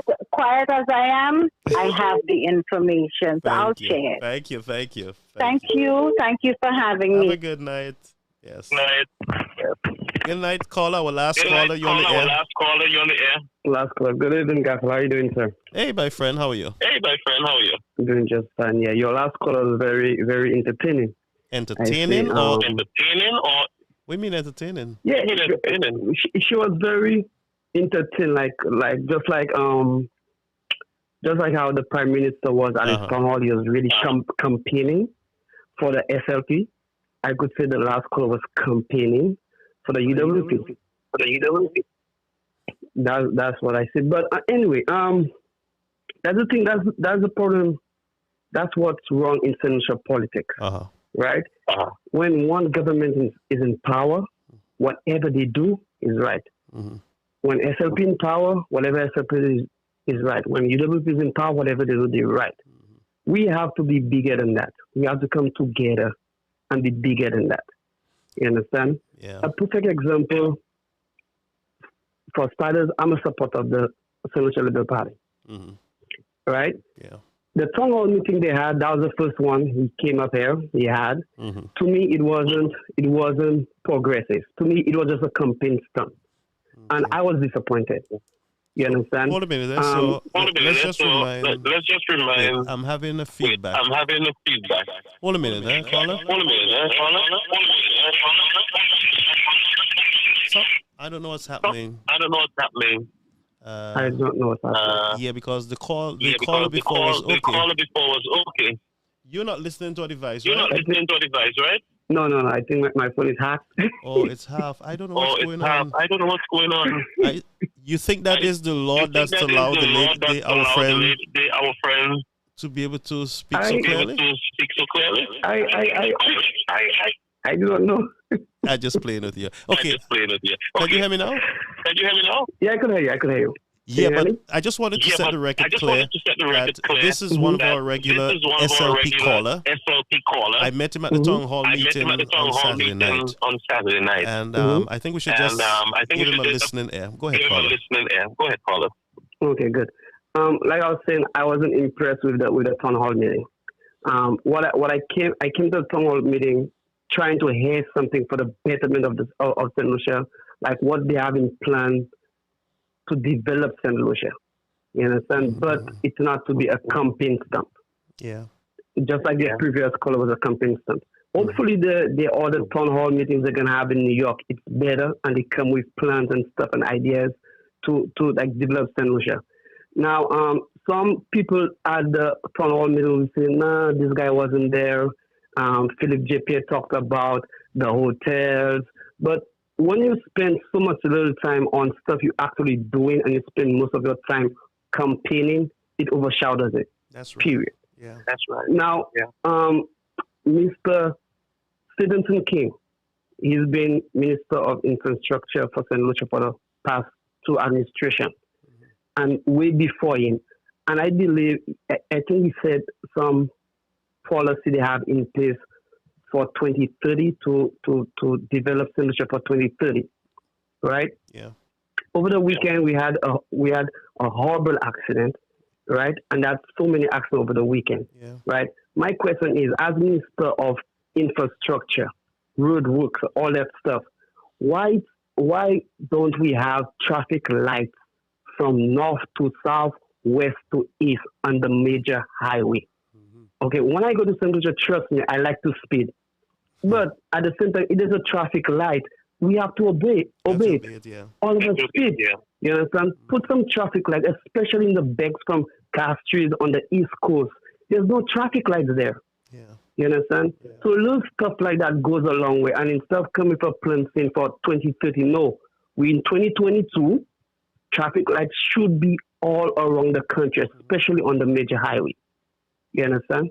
And that's what I think, like, plans like that should, like, be a progressive for St. Lucia. True. You understand? True. The Prime Minister spoke a lot about Shastney. I'm getting tired of hearing about Shastney. You know, your caller said the last administration had plans to develop St. Lucia and it takes time. And then COVID hit 2020, so the plans didn't got the chance to be implemented. I understand that point. So to your caller and the viewers that are supportive, you said the plans take time. Maybe Philip JP has plans for St. Lucia and it's only been there for a year and a half, so it takes time. So we could go back and forth and support our party on points. Yeah, but he got to sell his plans to the people of St. Lucia, not to the SLP.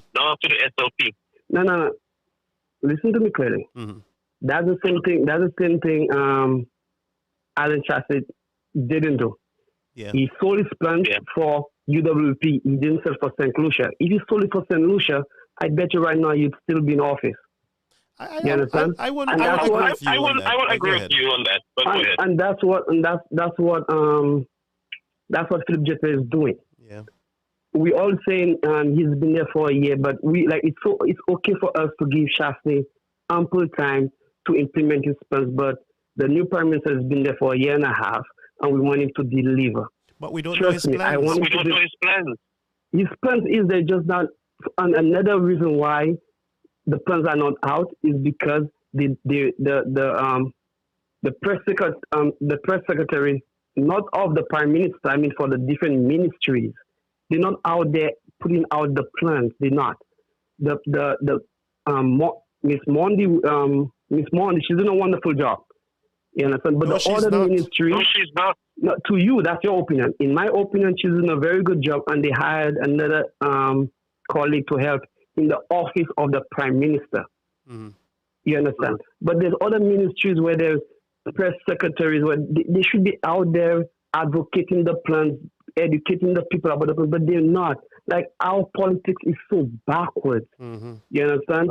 Our politics, like every government, they're keeping everything secret, and only a hunch bunch know the plans, and they come in there bragging. Like, nah. Yeah, it can't work like that. It can't work like that. It can't work like that. No. It really can't work. I really love St. Lucia. So my country comes first. I support St. Lucia Labour Party, but if they're failing, next election, I will not vote for them. That's just me. And you're young. And you're young. I'm a young guy. At the end of the day, all of us, all we have is one vote. One vote. That's all we have. That election day, all of us are equal on election. We have 17 elections in one day. 17. And another point the caller said, 51% of the voters came out and vote. It doesn't really matter. In St. politics, you win by one vote, you won. That's it. Okay? If the UWP did a better job, probably more of the people would come out. And if St. Lucia Labour Party did a better job, more people will come out and support Labour Party. But so the political scientists, they would think differently from what you just said there. But it's common sense. How can you think differently? It doesn't matter if 10% come out to vote, 10% come out to vote. No. It's not as clear as that, because if 49% of the people who did not go out to vote are members of a specific party, the possibility is there that you can get them out but for the next election. How do you know that the 49% of the people that didn't come and vote are members of one party. Because both parties would have the information.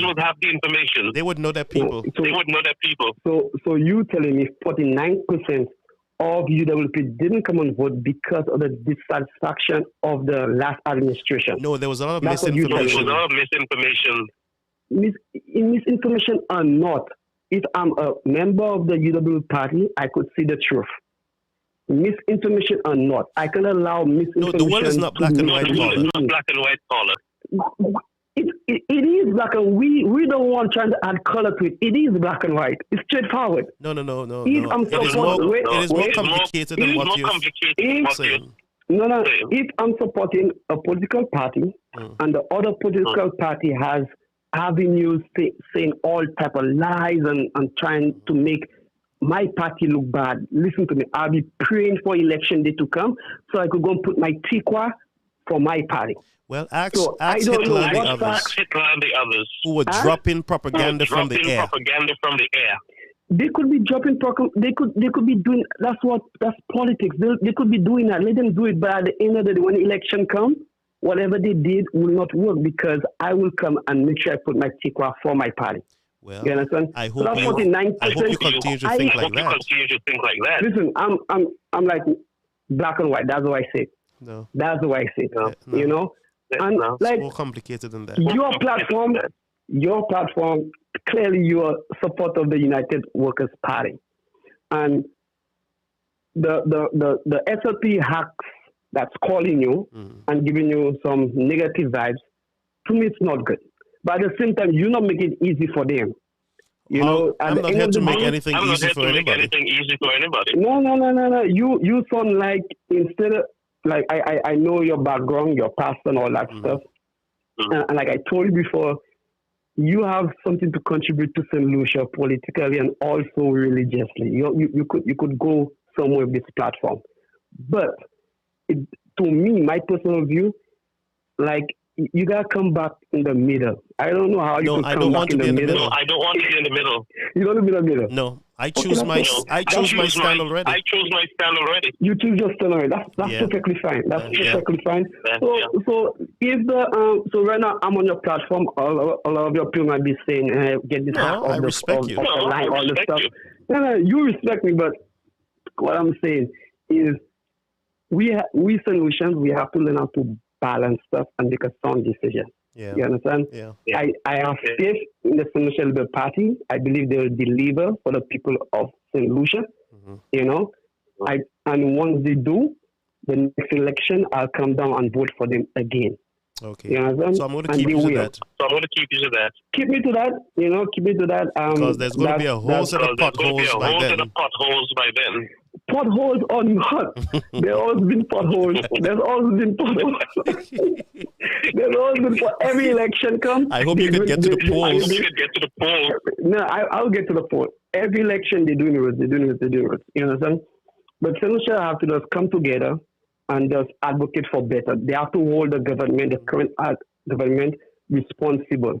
They don't want in charge. Yeah. Also, St. Jude. I personally like St. Jude. It's been long overdue. If this government do not deliver St. Jude, they're gonna lose the next election. Yep. If they do not deliver the airport, they're gonna lose next election. That's right. And if this government do not deliver our Larry Schultz Health Center, they're gonna lose the next election. Okay. It's about time that center get built, get renovated back, and like. It's about time. Let me make a deal with you by the grace of God. If those things don't happen, I'm going to drive you to the polls in Olio.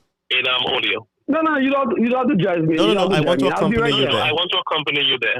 Oh, sure. Why not? Put cameras on me and everything. But I have faith. Okay, keep faith alive. The current administration. I'm telling you, I have faith in the current administration. I believe in Philip Jesse. I believe in the people he have around him. They will make. They will deliver. It's just that right now I believe they could be doing more in giving out information so people could see, understand, and make decisions. instead of letting the other narrative take the lead. They should be more proactive. They need to focus and leave Shasta alone. No, they can't leave Shasta alone. Oh, they can't? They have to. They cannot. So I'll be driving you to the polls then. Listen. You see, politics don't end at the polls. You have to compete for the next election. You cannot leave a lion, let him rest, let him get all his energy, and then when you have 5 years, you mad. No, that can't happen. You have to keep him in check at the same time govern. Now that's where the hacks, that's where I come in. That's where the PR comes in. But let me ask you a question, Hack. Mr. Hack. Do you think that I should... if you as an SLP say to me, go ahead, I'm going to go. Do you think that I should run for an office? You? Yeah. No. No? Why? For what office? For what office? Oleo. To represent Oleo. No. You shouldn't. And I trust me, Why? you're a good guy, but politics is not you. You're not that. It's not politics. Not you. Not me, Okay, right? politics is very nasty. No. Politics is very nasty, like negative.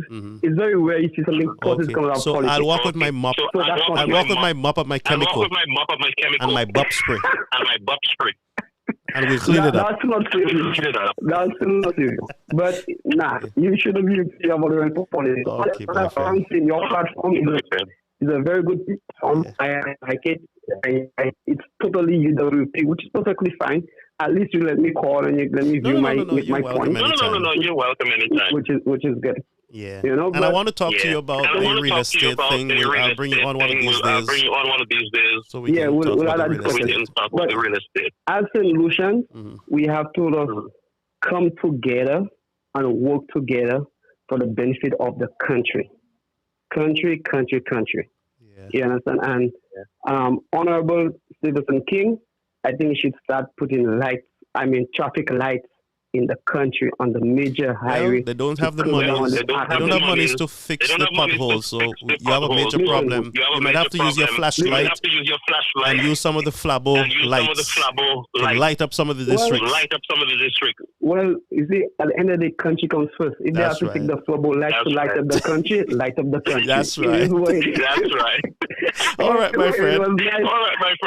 Let's start with you. Good night. Nice talking to you. Have a good night. Nice talking to you. Have a good night. Likewise.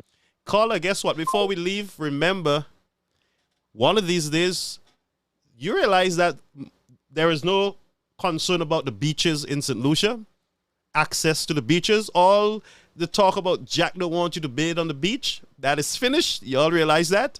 So I have a little song for you that I'm a Christian. I don't really go into a lot of outside music, but this one is the mighty Gabby from Barbados, and let's hear from him because I believe Jack really don't want us to bathe on the beach now.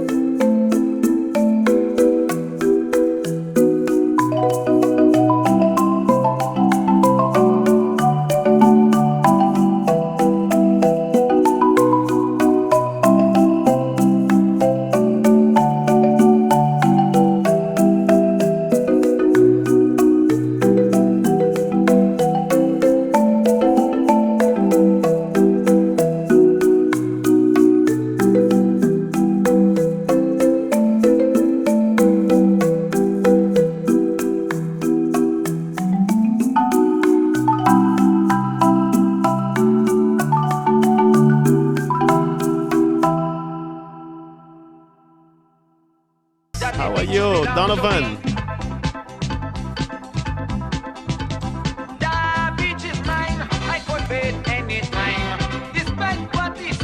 All our Facebook viewers. Hey, it's beach time. Grab your swimsuit if you can find one.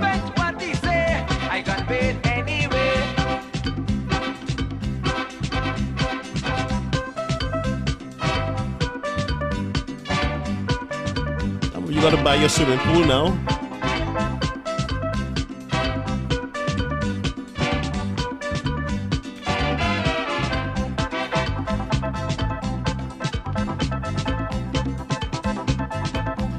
Thank you, Julia.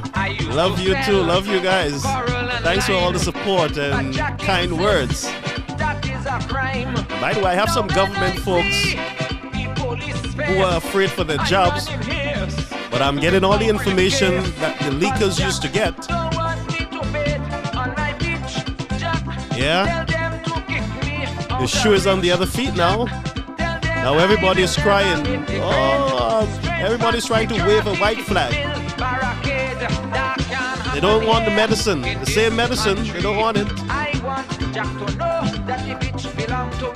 Open your mouth and take your medicine. Drink water, mind your business, and go to bed.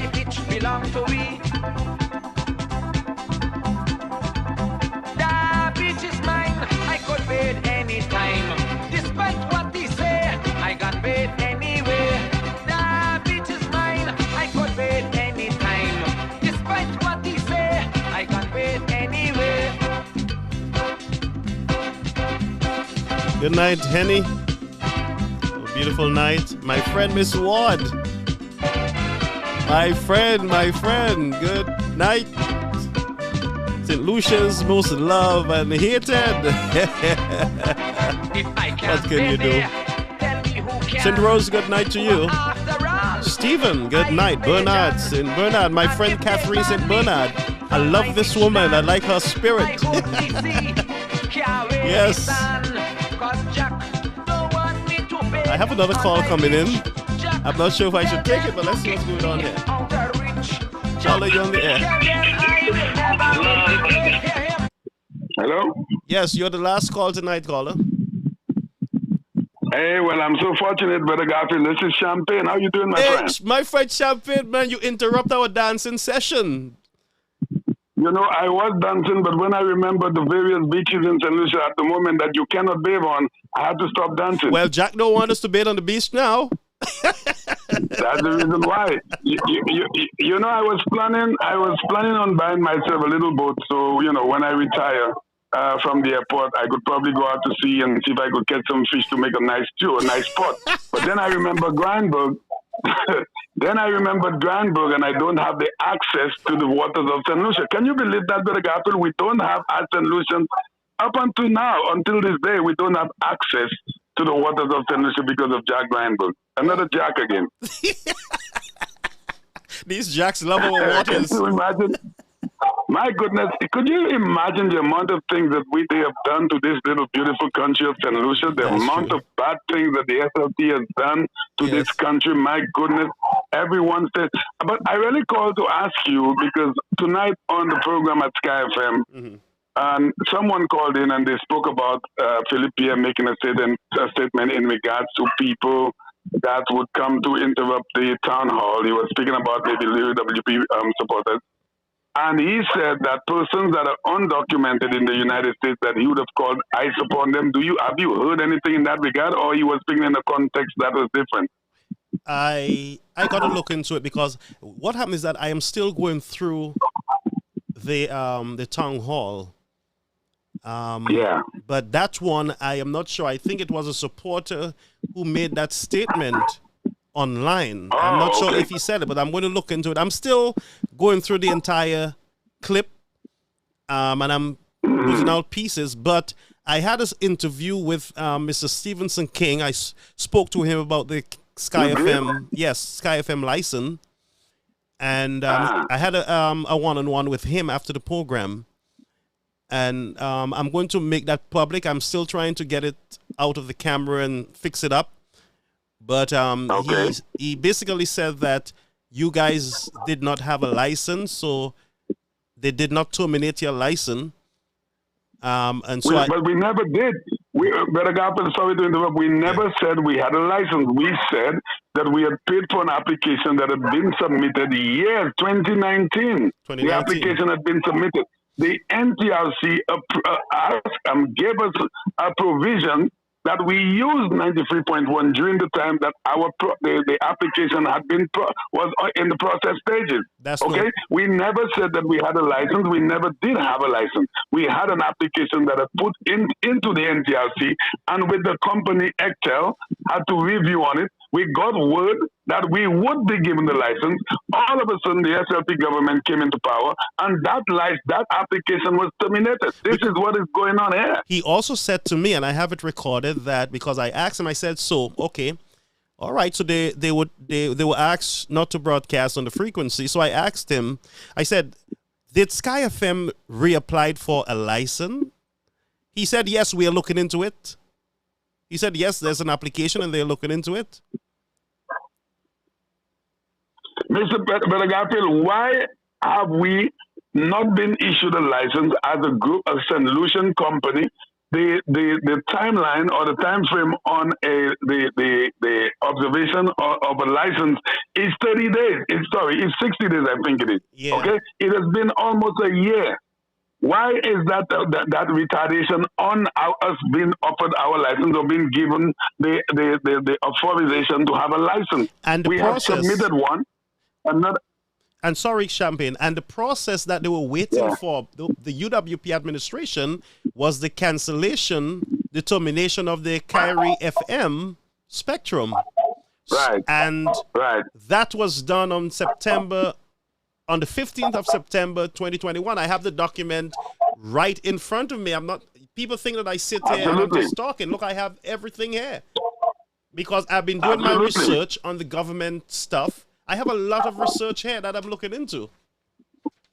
So when the minister says, when Stevenson King says that they are looking into it, what is the specific? What are you saying? You are looking into it. An application has been submitted. It has been paid for. It's either you issue or you don't issue. What are you looking into? It has been almost a year. So what I'm going to do, because I'm going to follow up with him. I'm going to follow up with him next week on the whole licensing situation. Because I have some more questions that I want to ask him, because I just downloaded the entire what do you call that place? The regulation. What do you call it? Let me see. I have it. Yeah, the NTRC. Yes, I downloaded some of the some information from them, and so there's some questions that need to be answered by the government or the agency. So I have all that on my desk. If you look at my desk, it's Government of St. Lucia documents. That's right. But let me give you a little bit of information on the world, because you have thousands and thousands of followers. There have been licenses that have been issued after Sky FM has put in the application. Yes, I saw some new ones. I saw it on the site, on the report. There have been licenses that have been issued after Sky FM had put in the application. Why have those persons gotten their licenses and Sky FM is on the review? What is the problem? Yeah, I saw that. That's why I have to ask some. That's why I have to look a little deeper into it with him, because when I came home, I started researching the government services, and then I found some documents that had me concerned about the Sky FM request for frequency for broadcast. Gabriel, this doesn't add up, and this is very unfair for some people to have a country run in this manner. It cannot be run in this manner. You cannot deny some people a license and have at the same time issued so many other licenses to other persons after. What is the problem that you have with Sky FM?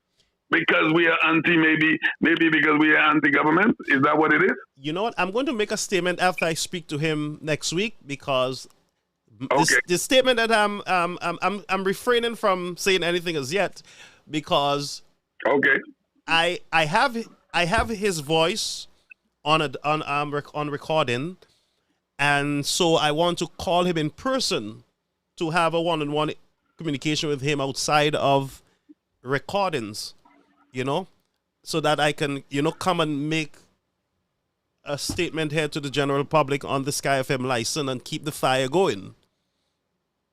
Okay, so before I leave, Brother Garfield, let me say this as a St. Lucian and one who has been managing Sky FM for the last few years. This is not about me trying to be robust and trying to be upfront. This is about a St. Lucian who came about with a company, a group of St. Lucians who came about with a company. The company requires a license to operate, and I don't see the reason why that they have been denied.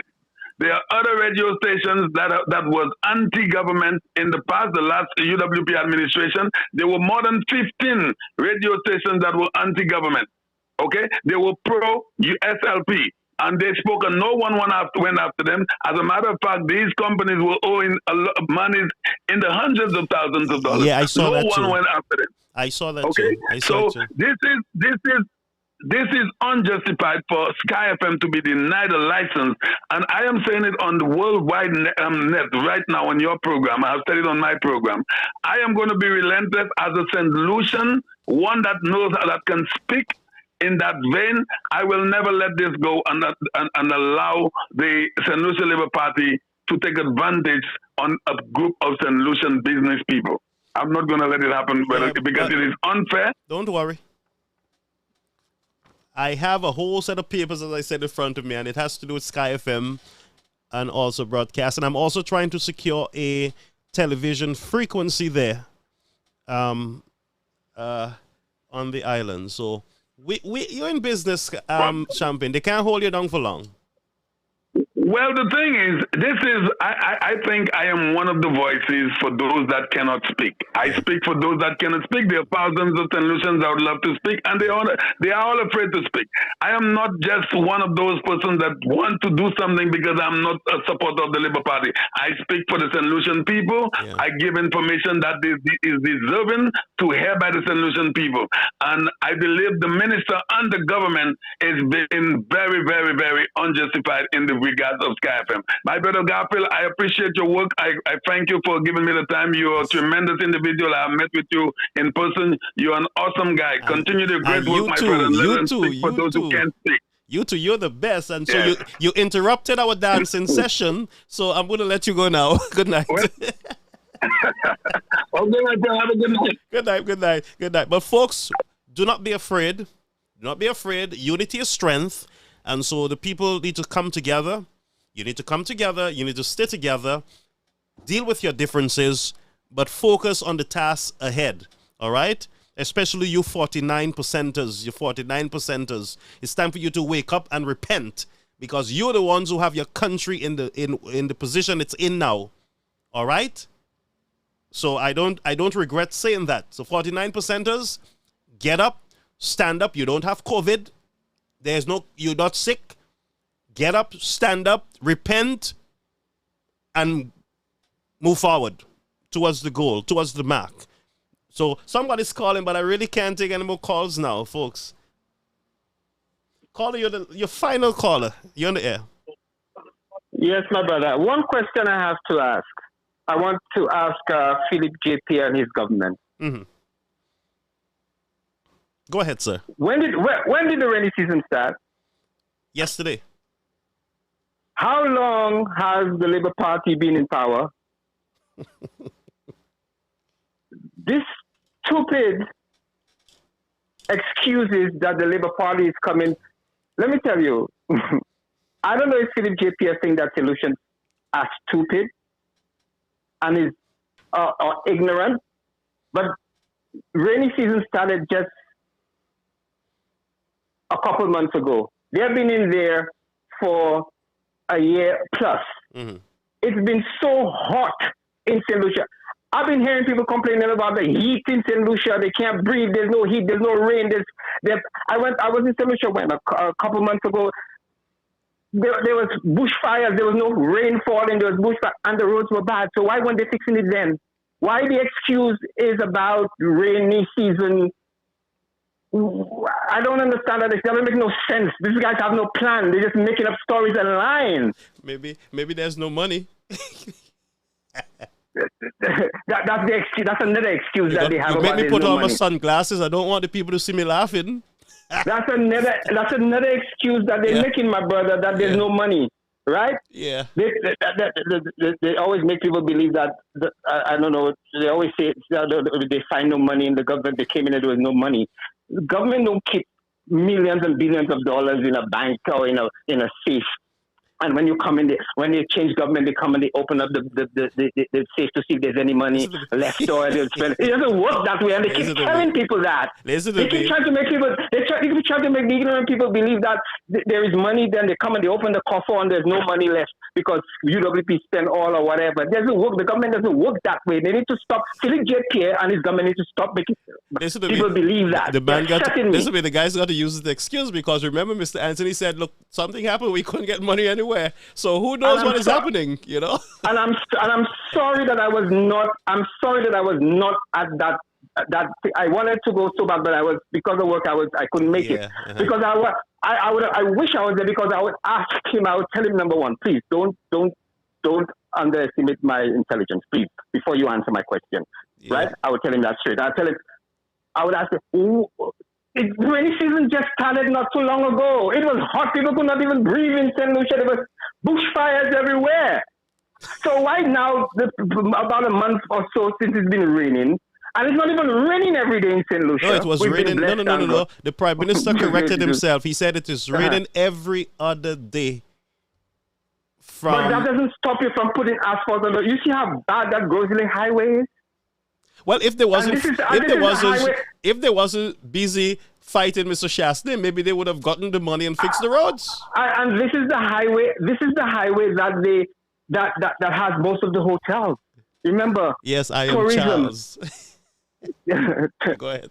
Tourism, economics, all of that has to do. The roads are very important. Remember how much you know why they're not fixing the road. I'll tell you why they're not fixing the road. I'm Philip J. Pierre Chalma. I'll tell you why they're not fixing the roads. Tell me. Remember they campaigned against Shastney fixing roads? Oh, people cannot eat roads. Remember the campaign about fixing the roads? Yeah, the road eating the people now. Right, so now that they get into power, you expect them to fix roads when I just finished campaign and saying we don't need roads? Listen to me. I just finished campaigning saying that we don't need roads. So if I'm in power now, why should I fix roads? Yeah, there's no need. Why should I fix that? It's not a priority. It's not a priority for me to fix the roads because I was complaining when Shastney was fixing them. Yeah. Listen, man. I mean, when last have you gone to St. Lucia in the past few years and see the Grosley Highway? That Grosley Highway reminds me of years ago of the Soufriere Road, how bad it was. I haven't seen it, but I heard it's really bad. I was there a couple months ago, and I'm sure it's worse now because I was there like three months ago, and the pictures I'm seeing is worse, and it was bad when I was down there. I didn't want to damage the people rental vehicles driving on that road. Yeah. So it's a bunch of it's like this woman the last time, and I listen to the news a lot, both here and abroad, at St. Lucia, and I listen to these things irritate me. When I heard this woman the last time, this Pauline woman would go to my St. Lucian people. I mean, if you say something else, don't go and lie to the people. If you don't have a plan, my brother, if you don't have a plan, just say you don't have a plan. But don't go there and say I was in the United States 2 weeks ago and the shelves are empty. Don't do that. Don't do that. That's what she said. She was about a month ago. I think 2 weeks prior to when we had that UWP thing in Queens a couple of weeks ago. Mm-hmm, yeah. She 2 weeks prior to that, I was watching TV, and if you go on YouTube, you'll probably find her. You look at it because it's on YouTube, and she said she was there a couple of weeks ago in the United States. She was talking about the food the food chain shortage, and say something else. Don't say that, but I was in the United States 2 weeks ago and the shelves were empty. Now, the limited amount of people who were able to come to the United States, and if they hear that, They would be like, my question, what the hell she's talking about? But the majority of people who don't travel or who don't come to the United States, hey, they will believe her, and she knows that. That's why they're lying. Listen to me, but you can't see the woman lying. Maybe she walked into a dollar store that was closed. No, she probably went into in some of that's what I told a friend of mine. I said the only thing she probably went to in some of the black neighborhoods or the hood, as we should say, the dollar stores. If you go to a dollar store in the black neighborhood and you go to the dollar store in a white neighborhood, the one in the black neighborhood is always emptier than the one. You know the reason why? Because they stock the shelves. If you go in the dollar store early in the morning, shelves are stocked. Everything. If you go there like about 2-3 o'clock in the afternoon, a lot of stuff are gone because a lot of us Caribbean people, we go there and we buy stuff there to do barrels and stuff like that. That's where they shop. So the shelves are empty. The next morning you go there, the shelves will be packed again. So I guess she probably went to one of them and shops, but she didn't go to Pathmark or Seatown or Stop and Shop because I don't know what she talked. And not about this food shortage. That's why I guess she probably went to shop. That's what we she wanted don't know. to Maybe she went When I'm to saying the lies, yeah, that's okay. my whole thing is about the lies and the lies. Just be honest. It's not going to stop. Stephen King was the minister of infrastructure, wasn't he? And he was there. He was fixing the roads with the Workers' Party. Rain, sun, or shine. What the hell is he talking about now? About it's raining. Since when it's raining? Since he changed from yellow to red, it's raining now? Yeah, you don't know what the man means. Well, you don't know what he's talking about. Maybe he's right. It's raining somewhere. It can be raining in people's head everywhere. So, hey, listen to me, man. I mean, just what I'm saying is, if it's tough for you, just say the truth. Yeah. People will probably bear with you more if you speak the truth. But when you go in and you're lying to people, you understand, and some of the poor people who believe you because they don't know better, and you're riding on that, that's no good. No good, yeah. You're basically riding. I want to see. I don't want Labour Party to fail. You know why? Mm-hmm. Because I don't want St. Lucia to fail. No. I want them to do good because I want to retire when I retire from it to go back home. Mm-hmm. Now, if St. Lucia is messed up, we can't go back home and retire, right? So I want best for St. Lucia. I want them to do good because I want them to do good. I don't want them to fail because it would damage St. Lucia. Yes. But they're going the wrong way. They're going the wrong way about it. So they are going to fail. And they're lying to people. Tell people the truth. We will help them to. We will help them turn around. We'll keep the fire on, caller. But I gotta go. Sharpness. Anyway, buddy, next time. Sharpness. I don't know what Sharpness did to them. We'll find out later on. Yes. Okay. Have a good night, my brother. Nice. Thanks for calling. Okay. Hey folks, I'm not going to stay long. I had to go on the beach, but Champagne interrupt the beach session. So let's play the last piece and let's go and sleep. Put your shades, man. We're going beach. It's beach time.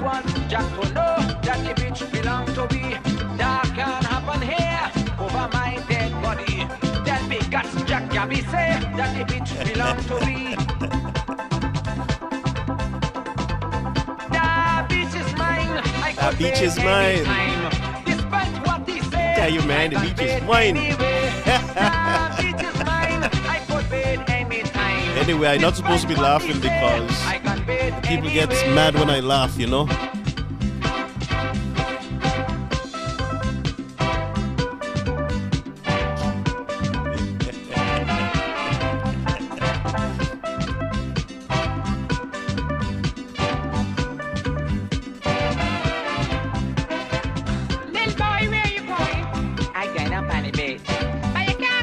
Head I go down by the bay. Let me tell Jack something here. My mother be there, my father be there, my sister be there, my brother be there, my uncle be there, and I can be there. The beach is mine, the beach is mine, the beach is mine, mine not only mine. The beach is mine, the beach is mine, the beach is mine. Folks, you guys need to go to bed.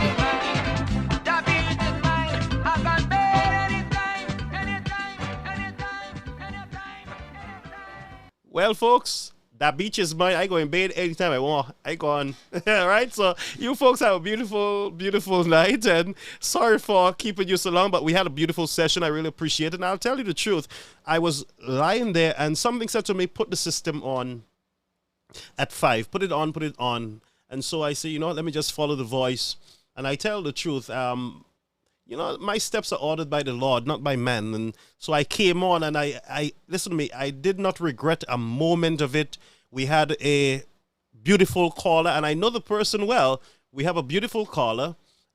We also had our SLP supporter who was disappointed with the town hall meeting, and he's honest, you know, and that's why I appreciate him. He's very honest with it. But he's holding on to hope. But I know I'm going to drive him to the polls. So don't worry about him, you know. And we had a nice dance. We had champagne. You know, we had our last caller there. We had our lady. We had a beautiful time, folks. So the beach is mine. So you go to bed, enjoy. Remember to pray before you go to bed and ask the Lord's blessings on you. And we pray for those who are still on the job, the nurses in St. Lucia, those night workers. We hope that you get home safe by the grace of God and that you have a beautiful night. Remember, we love you here and we are indeed a family, and our bonds will get stronger and stronger as we stand up for what is right. As we stand up for social justice, we cry out against the ills in the society, in our political system, both in the United Workers' Party and the SLP. We got to stand up and make that difference. We got to demand a clean system that will impact each and every solution, from the educated to the non-educated, from the rich to the poor. Every human being should be able to be happy in their country. All right? And so let's stick together. And I'm asking the United Workers' Party to get your act together. There's a great work to be done. We need two-party system in the country. That's the democracy. We don't want a king system like I think some people have the king mentality in their heads.